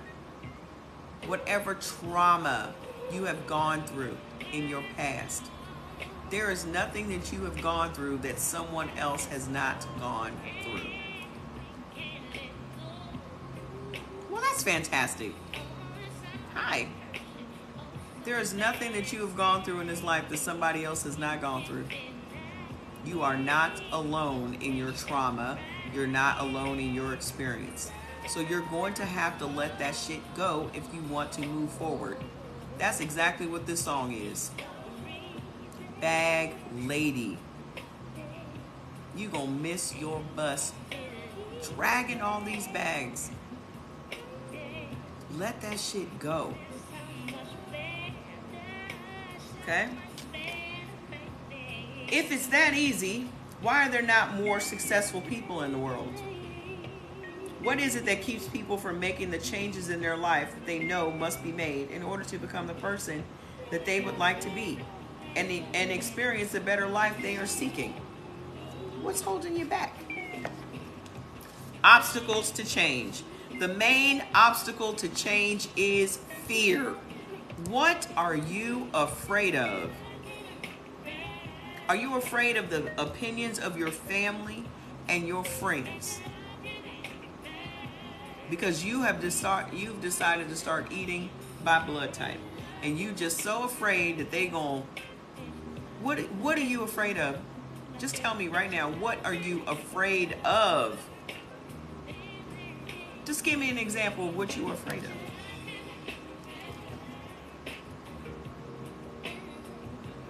I know that's right, Miss Yolanda. Afraid of what? What's the fear? You fear living your life without oxygen? Without an oxygen tank, you are afraid to live your life breathing freely?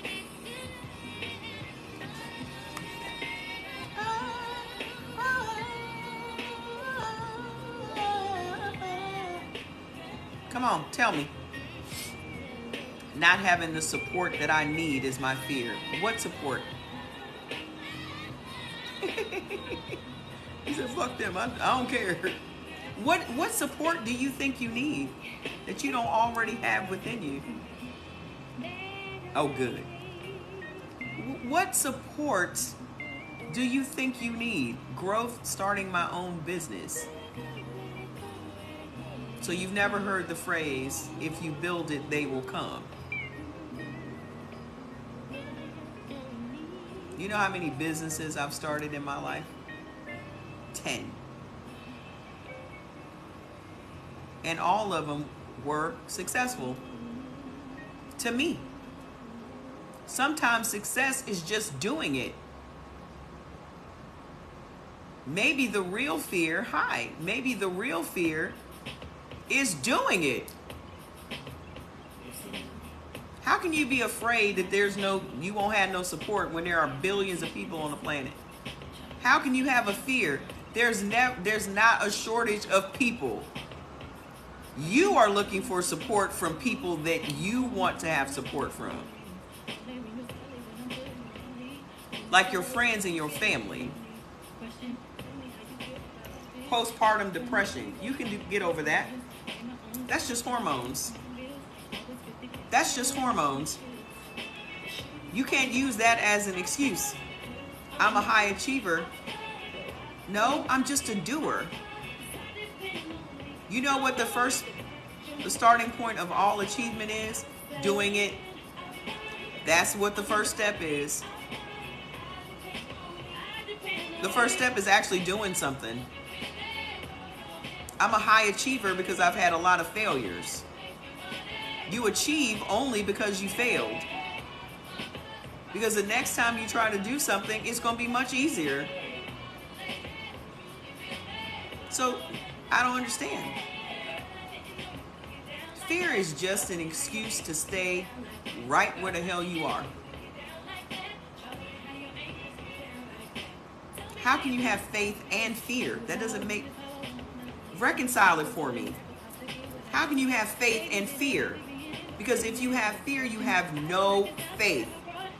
You do not trust that the universe is going to bring you customers or bring you the support that you need.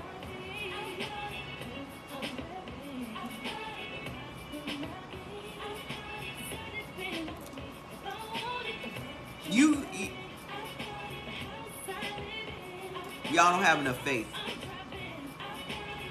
That's the bottom line. You do not have enough faith. The number one person you need to have faith in is in yourself. You don't have no faith in yourself. Every time I start a business, my last concern is who's going to buy this. I don't worry about that. Because if I build it, they will come. Do you think I sat around worried about who was going to buy this shit? I knew this shit was going to sell. All I had to do was build it. All I had to do was build it. I was not concerned. I haven't even been in doing this business, doing this line for a year. It won't even be a year till May. And we've already surpassed many other Shopify stores. By leaps and bounds. One thing I do not ever doubt is me. This is my line of supplements. And they are the shit.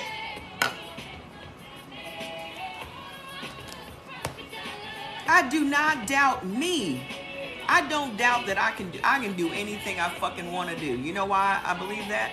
Because I have decided I can do anything I want to do. Y'all haven't even decided. Y'all still 1 foot in and 1 foot out of everything that you do. You are 1 foot in and 1 foot out. How you gonna swim if you still trying to hold on to the side of the fucking pool? That ain't swimming.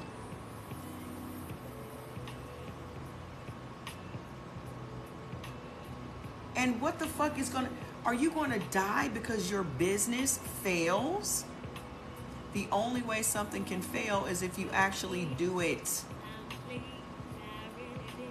Aren't y'all tired of quitting? Y'all ain't tired of quitting shit yet? How many of y'all take anything to completion? The only thing I see people taking to completion is sex. Everything else in your life, y'all don't complete nothing.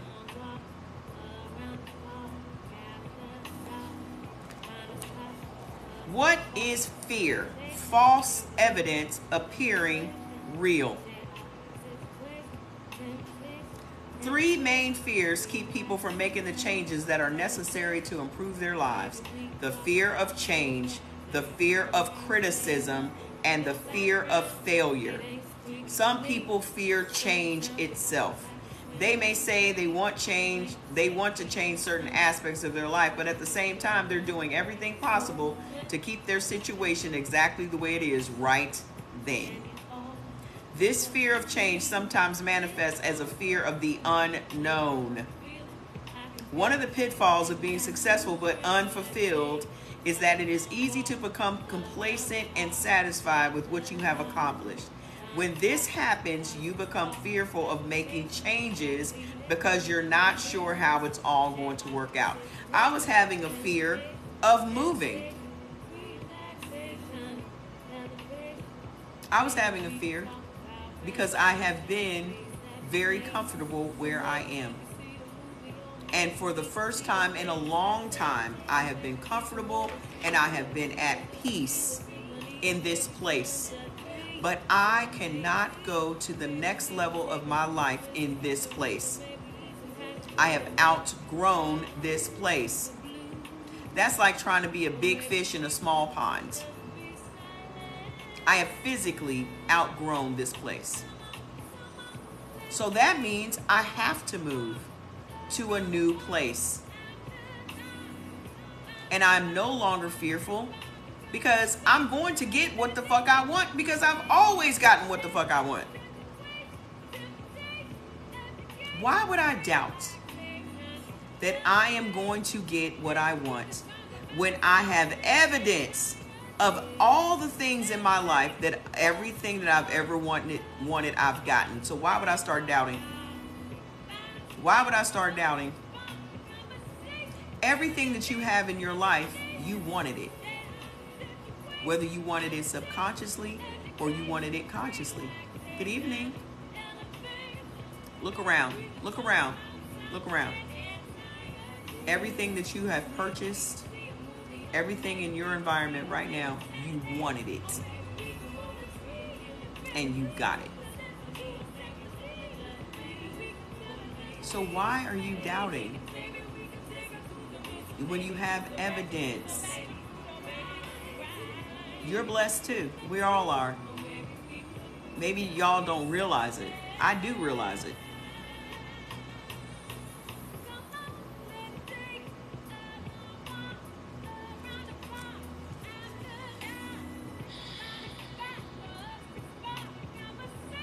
One of the pitfalls of becoming successful but unfulfilled is that it's easy to become complacent and satisfied with what you have accomplished.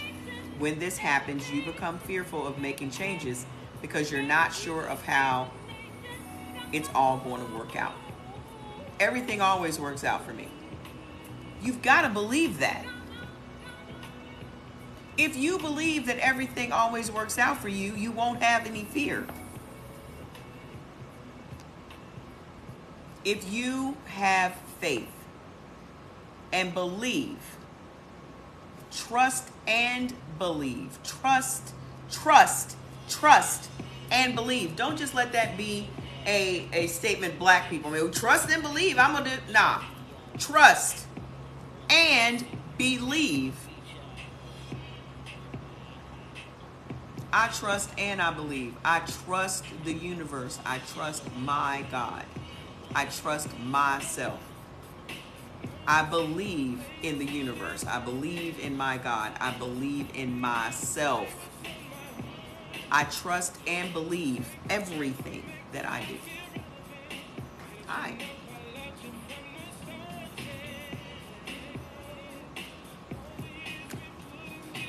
You overcome the fear of change by having total faith that you can realize the outcomes desired in your new life. Know that your Father, the Godhead, is rich and powerful and eager to bestow all good things unto you. The fear of criticism robs you of your initiative and destroys your imagination. The fear of criticism robs you of your initiative and destroys your imagination. It is fatal to your personal achievement and encourages the development of inferiority complexes. When you fear the criticism of others, your desire for change is neutralized, and you will remain stuck in the very condition you want to change. Aye. To overcome the fear of criticism, you must realize that all criticism is not harmful. Consider the source of the criticism. Is it coming from someone who has already accomplished what you are trying to do, or who is otherwise successful and fulfilled in their own endeavors? You're welcome. Or is the criticism coming from someone who is unsuccessful in whatever they attempt? Is the criticism motivated by true care and concern, or is it motivated by jealousy and feelings of inferiority? That's why I don't give a fuck what nobody say about me wearing no wigs and these fingernails and shit. Who the fuck are they?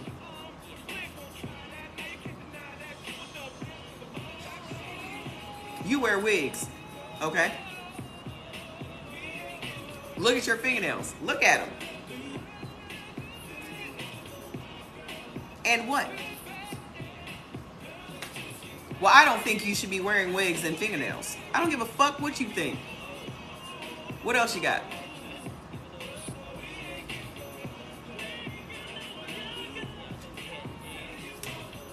What else you got? Because you aren't strong enough to wear wigs and fingernails, because you are so concerned about criticism and judgment, you want to project that onto me.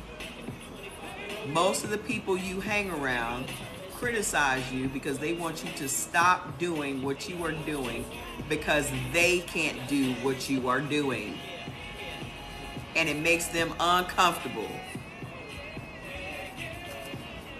Oh, people say that all the time. Oh my gosh. We used to just make 20 minutes at the beginning of the lives just for people to talk about my wigs and my fingernails.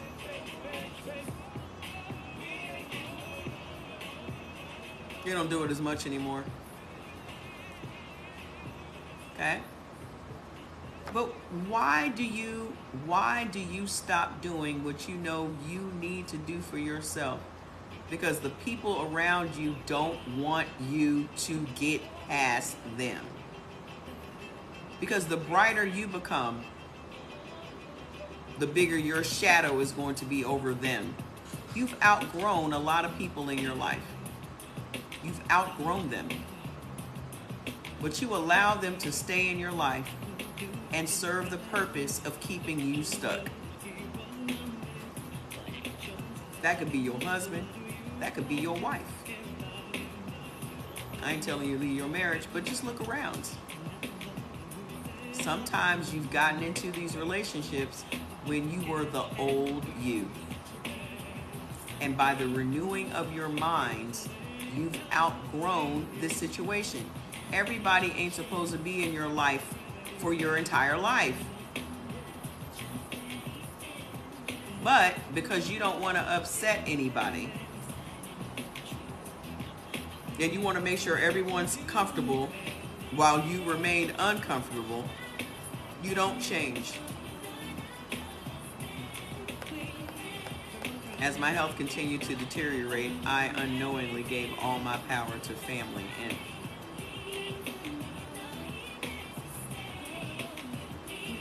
I'm not giving nobody my power. That's all you got. That's all you got in this world. Your name and your power. That's why I don't let nobody fuck up my good name, and I don't let anybody take my power. Yeah, everything else can be replaced. But you're not gonna fuck up my good name. That's why I needed to get my account back. That's why I needed to get my account back. What you're not gonna do is fuck up my name. My name is on this account.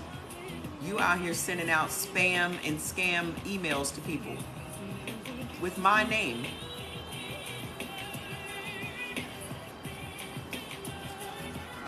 That's not gonna sit well with me. That's my only problem. And I literally was trying to figure out how can I just delete it. TikTok, if you could just delete the account, I would be fine with that. But I'm not gonna let somebody sit behind this screen with my name. Exactly. Tina Turner said the same. I'm just give me my name. I've worked hard for this name. I've worked hard for this reputation. What you're not gonna do is fuck it up. That's what you're not gonna do. Okay? Overcome the fear of criticism by refusing to worry about what other people think, say, or do. Put some respect on it. Put some respect. You gotta have a K. Respect on it. Overcome the fear of criticism by refusing to worry about what other people think, say, or do. What other people think, say, or do is none of my business. And even what they say about you is none of your business. I do not care. How many times have y'all heard me say, I don't care what y'all eat when I get off here. I worry about what I eat when I get off here. I do not think about other people.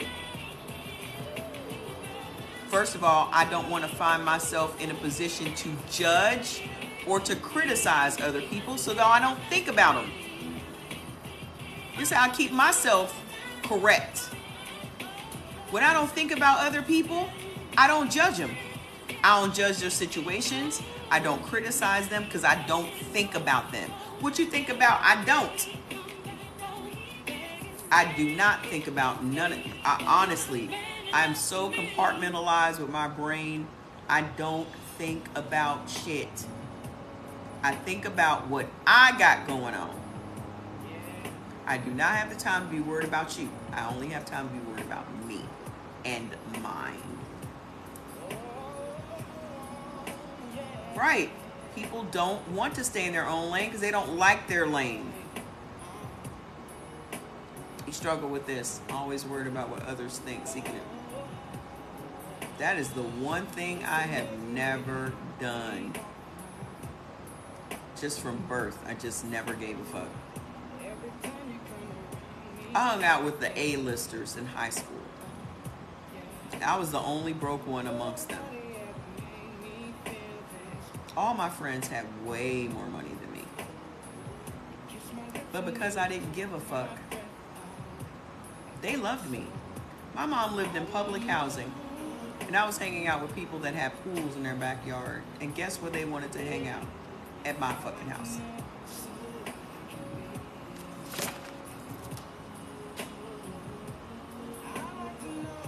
They wanted to hang out at my public housing.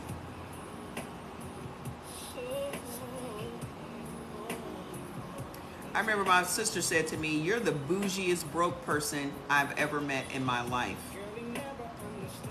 And I said, "You think I'm going to be broke for the rest of my life? I'm just broke right now."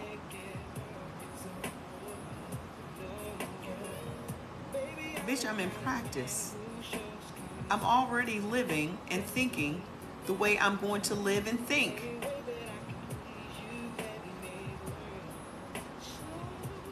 My sister had a very ghetto mindset. She grew up in Southeast DC, Berry Farms. Those of you that know, okay? Grew up in Berry Farms. And then she got married and was living in Southeast, and I can't remember the apartments, but some public housing over there. And then as an adult, after I'd had Jordan, I went to visit her. And there were just roaches everywhere. I had never seen anything like it before in my life. And I called my mom and I said, you need to call here tomorrow and tell them that there is an emergency at home and I need to get on a plane and come back ASAP. I stayed awake that entire night holding Jordan to make sure no roaches crawled on him. And I got up the next day and left. And took my ass home. And then when I moved back to DC in 2005, I moved into those apartments that are right on the border of DC and Oxon Hill in Southeast. Spring Hill, what are they called? I can't remember. But my sister had lived there for 2 or 3 years. And when I moved into a building that had burned down. So the building was brand fucking new. And my sister was so mad. The problem that my sister has always had with me is that I never got into the ghetto shit. Like, I just was above it. And she just thought I was better than everyone else. I do. I don't know why that bothers people. She thinks she's better than everybody else. Why is that a problem? Why shouldn't you think you're better?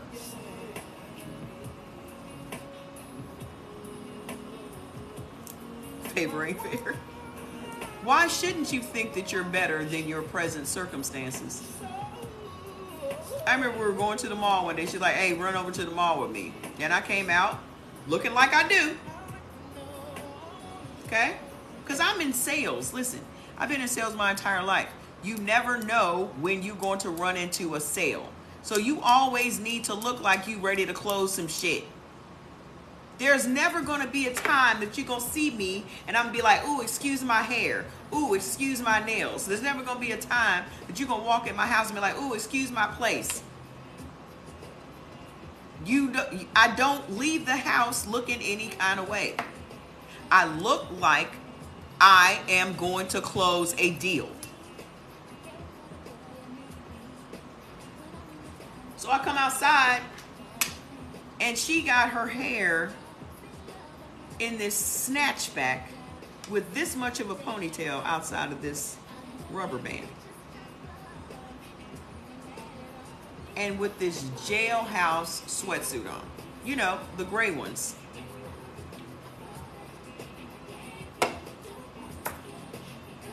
And I had on an outfit and my hair's done, my nails done, you know. She said, where are you going? I said, didn't you say we were going to the mall? Yeah, but why are you so dressed up? I said, why are you so dressed down?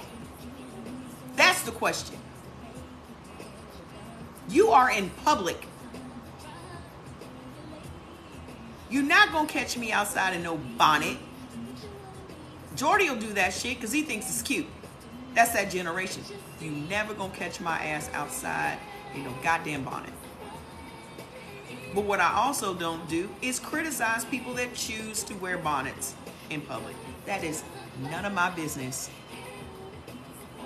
I do not believe that because a black woman has on a bonnet that is a reflection of me. I don't know her.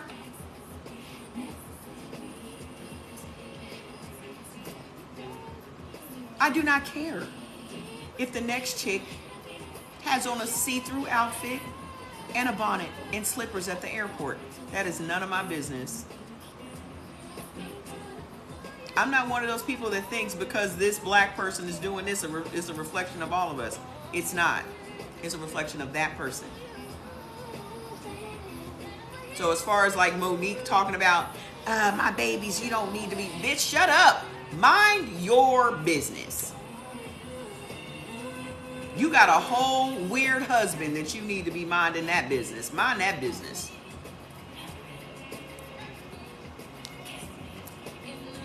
That shit pisses me off. Mind your business.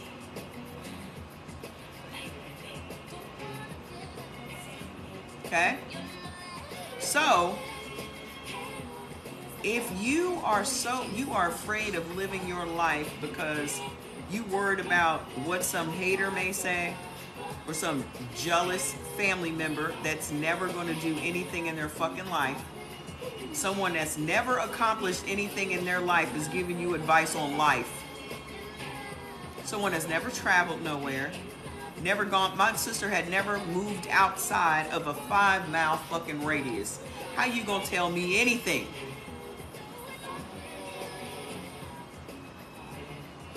You are literally actively in a relationship with a man in prison. I don't even know anybody in prison. And you trying to advise me and criticize me? And because she's a Virgo, you know, they're very critical. That very same day, because I was looking like I was looking and she was looking like she was looking, she said, look like you about to get a pimple right there. She had to find something. And what do? I don't surround myself with people that go out of their way to try to make me feel bad. Snip. My life is too important to me to allow anyone in my atmosphere that is literally going out of their way to make me feel as miserable as they feel. And y'all entertain these people every day. Y'all entertain them people every day out of fear. You don't fear the criticism, you fear cutting them off. And what is somebody going to say about you if you do cut them off? You think you too good? I do think I'm too good. I believe I'm too good for this bullshit. You have got to be unapologetic about your fucking life because you only got one. You don't owe nobody nothing. It's hard because we're family. How? It's easier when you're family. To me. Just because somebody is related to you by blood does not mean y'all are compatible people. I'm not gonna make myself miserable for family. Get the fuck out of here. Family treats you worse than people on the street. You can create a whole new family that absolutely supports and loves you. Why are you making yourself miserable over some people that you inherited? And they feel like they can do and say anything they want to do and say to you. Some of y'all still dealing with family trauma right now, and this is why you can't move forward. Because of your family. And if you want to defend your family, cut them motherfuckers off. And be unapologetic about it.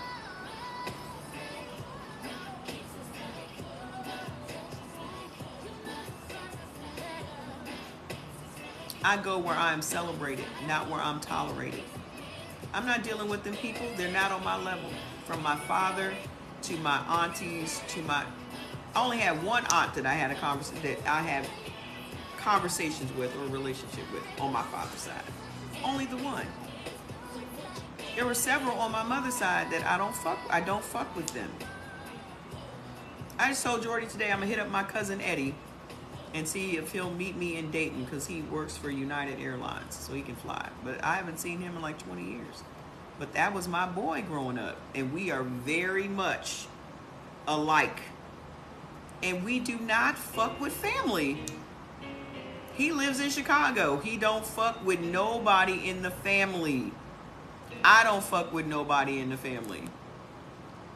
We live our lives away from family. We see them when we want to see them, and we go back to our lives. I don't feel obligated to show up to no funerals. For what? Pay respects to somebody that was disrespectful to me their entire life? You don't owe nobody none of that shit. That's all made up, man-made shit to keep your ass traumatized. There's a whole new family out here waiting for you. There are literally people out here waiting for you to stop being fearful. This is better than a Sunday sermon. There are people waiting to be your friend. There are people waiting to be your sister. There are people waiting to be your cousins. You don't have to share blood with them people. My sister and my niece and nephew are not my blood, but they are my family. My sister Heaven that comes in here was my brother's girlfriend. She is the mother of my brother's daughter, my niece. And when they broke up, I kept Heaven. I've known Heaven since she was 18 years old. How old is Heaven now? 37? 38? 39? Something like that. But that's my little sister. Even for my niece's graduation, she's like, I don't know how many tickets we have, but you can have Chris's. Because you have always been more of a mother, a grandmother, a sister, and auntie to his child. And that's true. I am representing my mom as a grandmother who's not here, and I'm representing myself as an auntie, so I do double duty when it comes to her.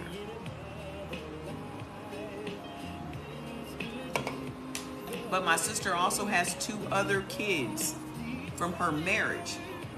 I'm not blood related to baby Trey, and I'm not blood related to Dana, but no one can ever tell us that. I watched Trey grow in my sister's belly when I came back from Africa, when I came back from Nigeria.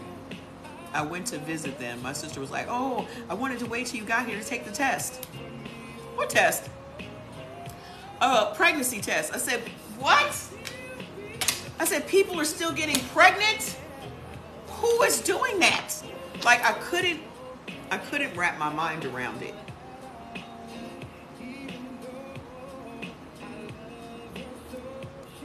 People are still having kids? Is that still a thing?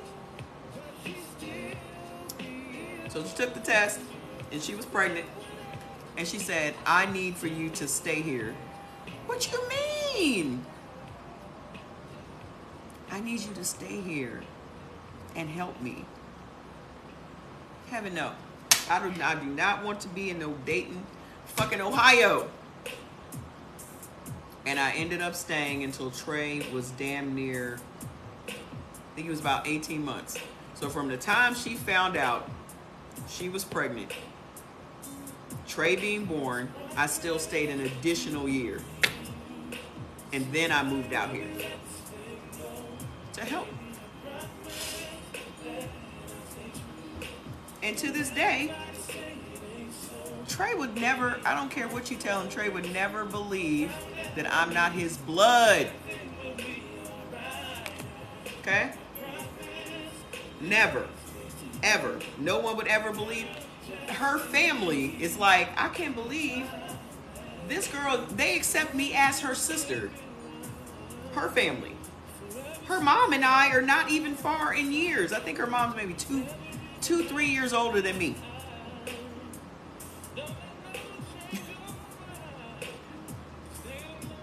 Okay? He will fight somebody over me. Don't let it happen. Trust me. And Dana is my twin.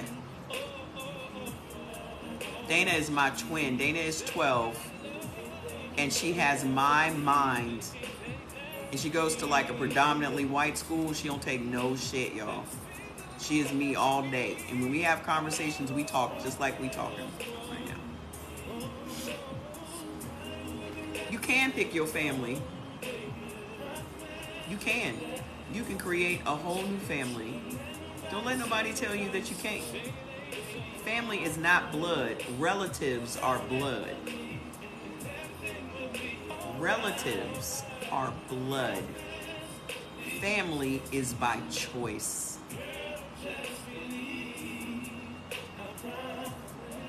I choose not to deal with relatives. Exactly. I choose not to deal with relatives. I only fuck with family. Family in my mind is people that you would fight for. Relatives, I don't know them. You want to whip her? Go ahead. What you doing with that shit? Hi. If somebody want to fight my sister, she on her own. Get your man to do it. Get somebody else to do it. That my sister, Heaven, there have been many a days when I've been like, who are we fighting today? What are we doing? What are we doing?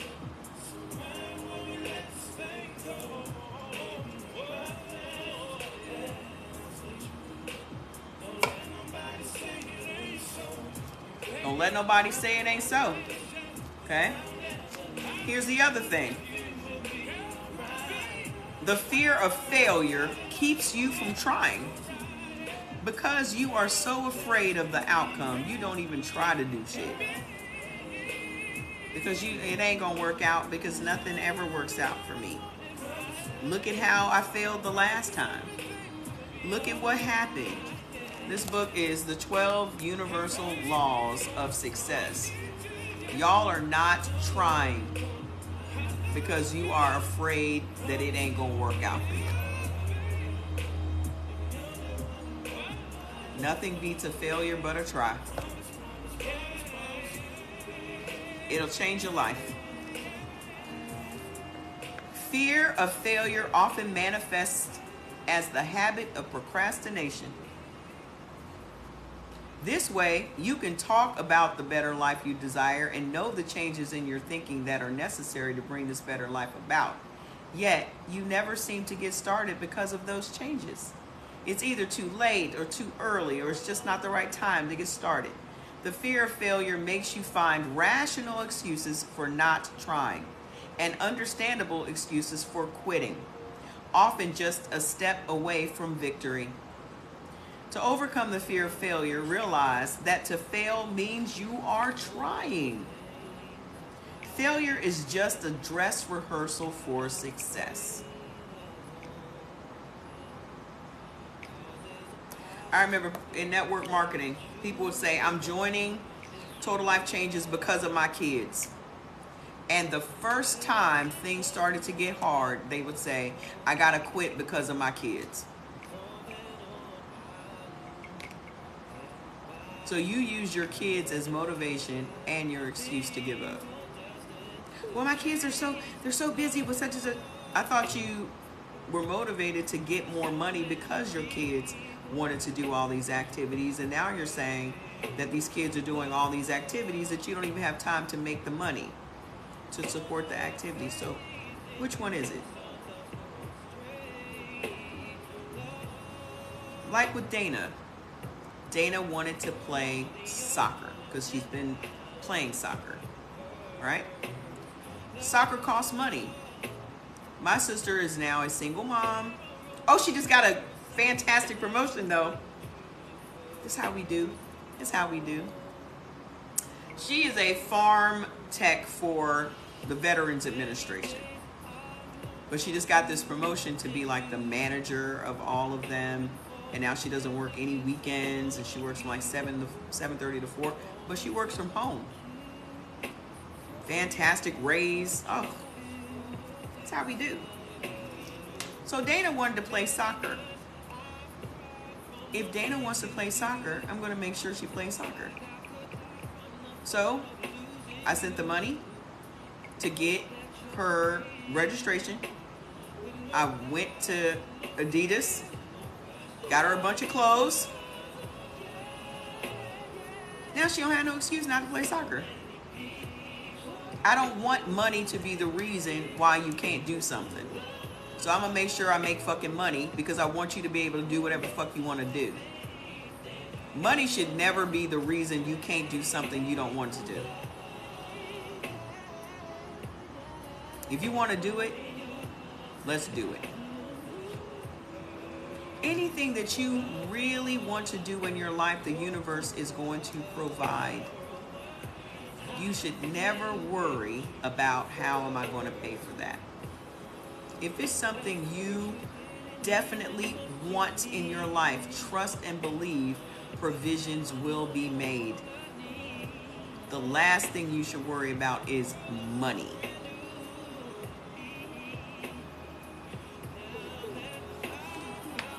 Anyone who has not failed at anything has probably never succeeded at anything either. Anyone who has not failed at anything has probably never succeeded at anything either. There is no way you can be successful without failing. It is absolutely mathematically impossible. You must fail. So embrace it. Hey, how you doing? It's not going to break you. It's not going to break you. You're welcome. Girl, get this business going. Get this business going. Just do it. You're here for a reason today hearing this message. Your attitude towards failure determines your aptitude for success. Thank you. An excellent example of one's attitude towards failure can be found in the life of Thomas Edison. Shortly before inventing the light bulb, Thomas Edison was being interviewed by a young reporter. The reporter asked Mr. Edison why hadn't he given up on this light bulb idea since he had failed on over 3,000 attempts to make the light bulb work. Mr. Edison looked at the reporter and said, "Failed? I never failed. What I have done is successfully identify 3,000 ways that it did not work." How you think about failure will determine your level of success. The 12 universal laws of success. If you look at failure as part of the process, you never fail. It's just the learning part. He said, I ain't never failed. I just identified 3,000 ways it didn't work. Okay? Recognize that you can change your condition by changing your thinking about yourself, about your condition, and about the people with whom you associate. The key to experiencing a better life lies in your ability to fully and completely describe the vision of the life you wish to experience and of the person you would like to become. The universal law of change provides that the life you are experiencing right now can be changed by changing your thinking. However, in order to effect this change requires 3 things. You must have faith that there is something better for you. You must choose to do better. You must truly desire change. Fear of change, fear of criticism, and fear of failure are the main obstacles to change. To overcome these obstacles, you must have total faith in God, in yourself, and in your abilities. Don't worry about what other people think, say, or do. Treat each failure as a dress rehearsal for success. Know that anyone who has never failed has probably never succeeded at anything either. Y'all literally be listening to losers.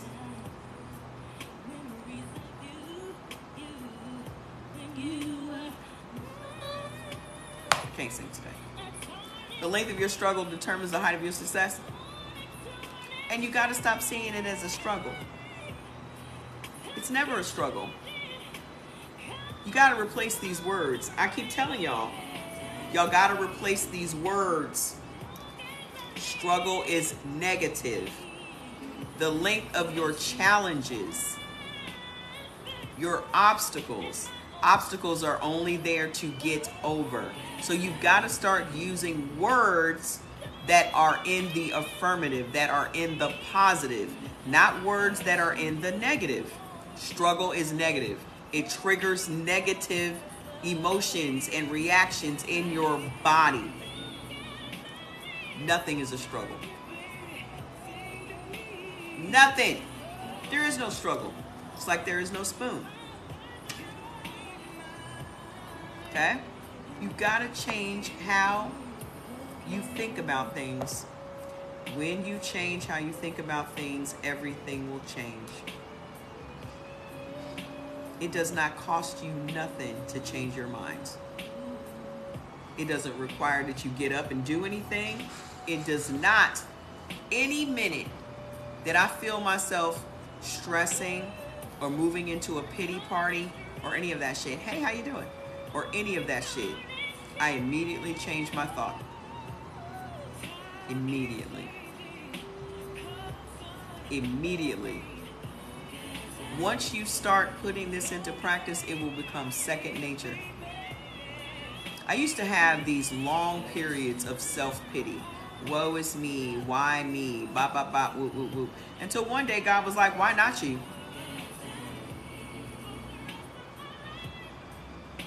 Why, God, why? Why do I have to raise my brothers? Why, God, why do I have to put school off? Because I have to do this. Why, God, why? Why? And God said, why not you?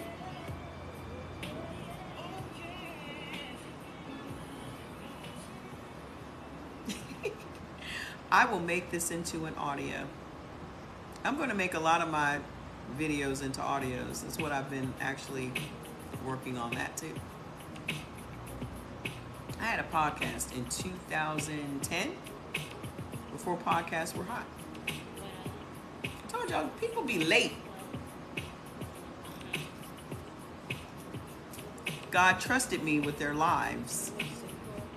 He knew I was going to take care of them. That's why. You are chosen for certain things because He has faith in you. That's why I take this assignment very seriously, and I'm honored to be the person to be His messenger. That's why I take this very seriously, because it is an honor to be chosen to deliver these messages. He didn't choose everybody. That's why people are like, your attitude is funky and your delivery. God knows my attitude and God knows my delivery. Why would He have chosen me to do it?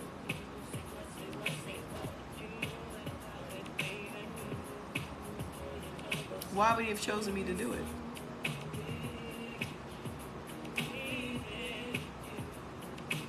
Somebody always think they can find a way to put you down. They can only put you down if you let them. I mean, I like what you're doing, but your delivery needs work.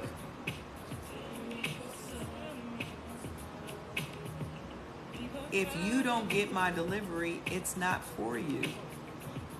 The message ain't for everybody. The message ain't for everybody.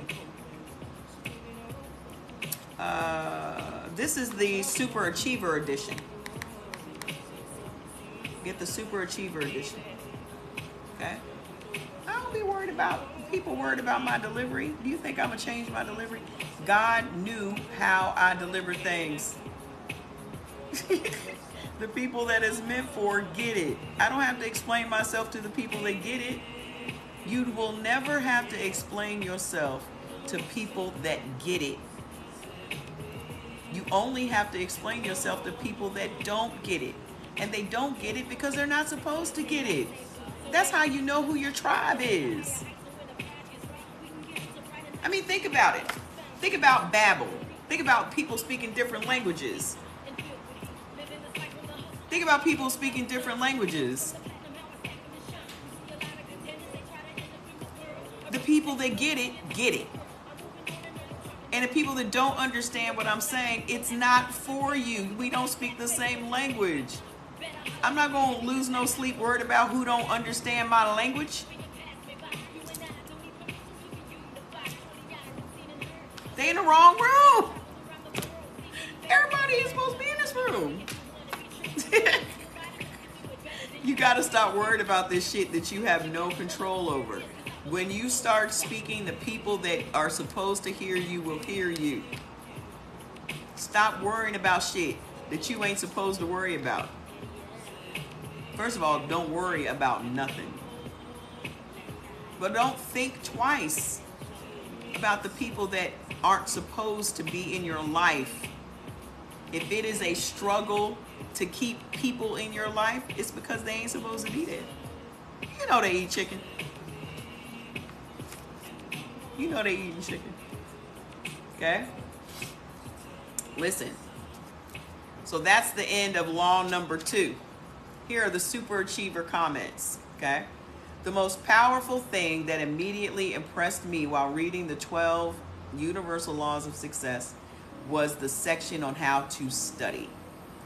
This stroke of genius turned a step-by-step journey through the halls of metaphysical wisdom into the phenomenal God-given power which we all possess within us.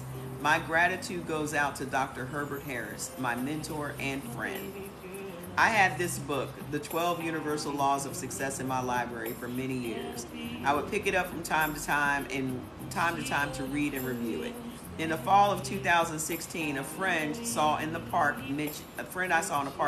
mentioned a Saturday morning conference call he was going to be on and invited me to listen.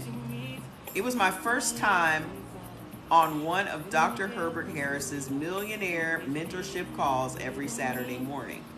This call led me to participate in the New You for the New Year webinar and mastermind group that started in January of 2017.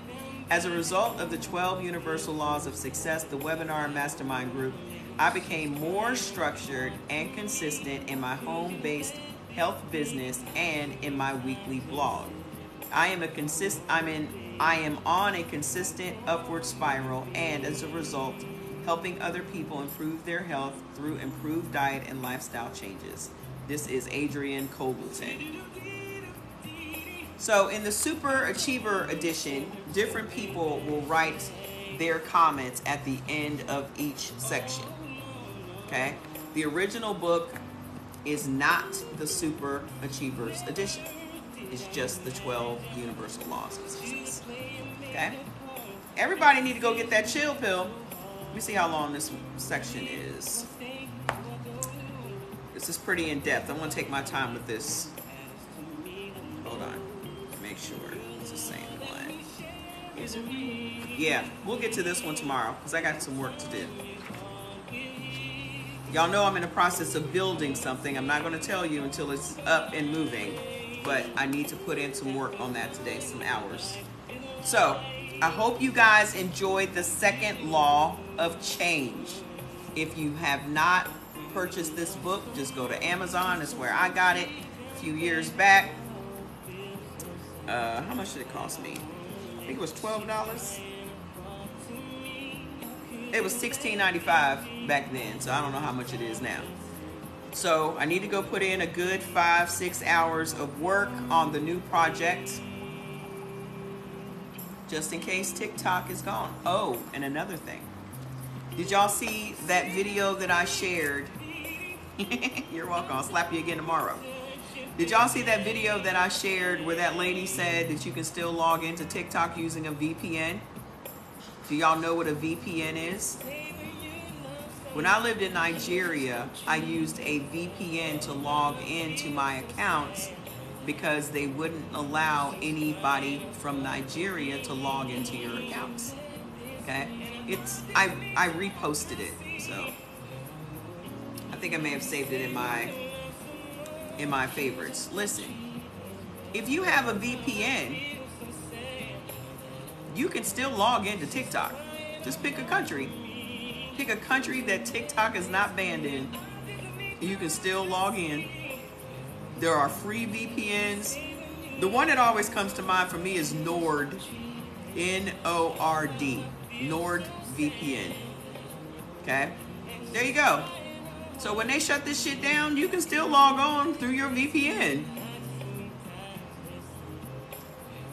We always gonna find a way to get around some shit. Okay? But I am also in the process of building something.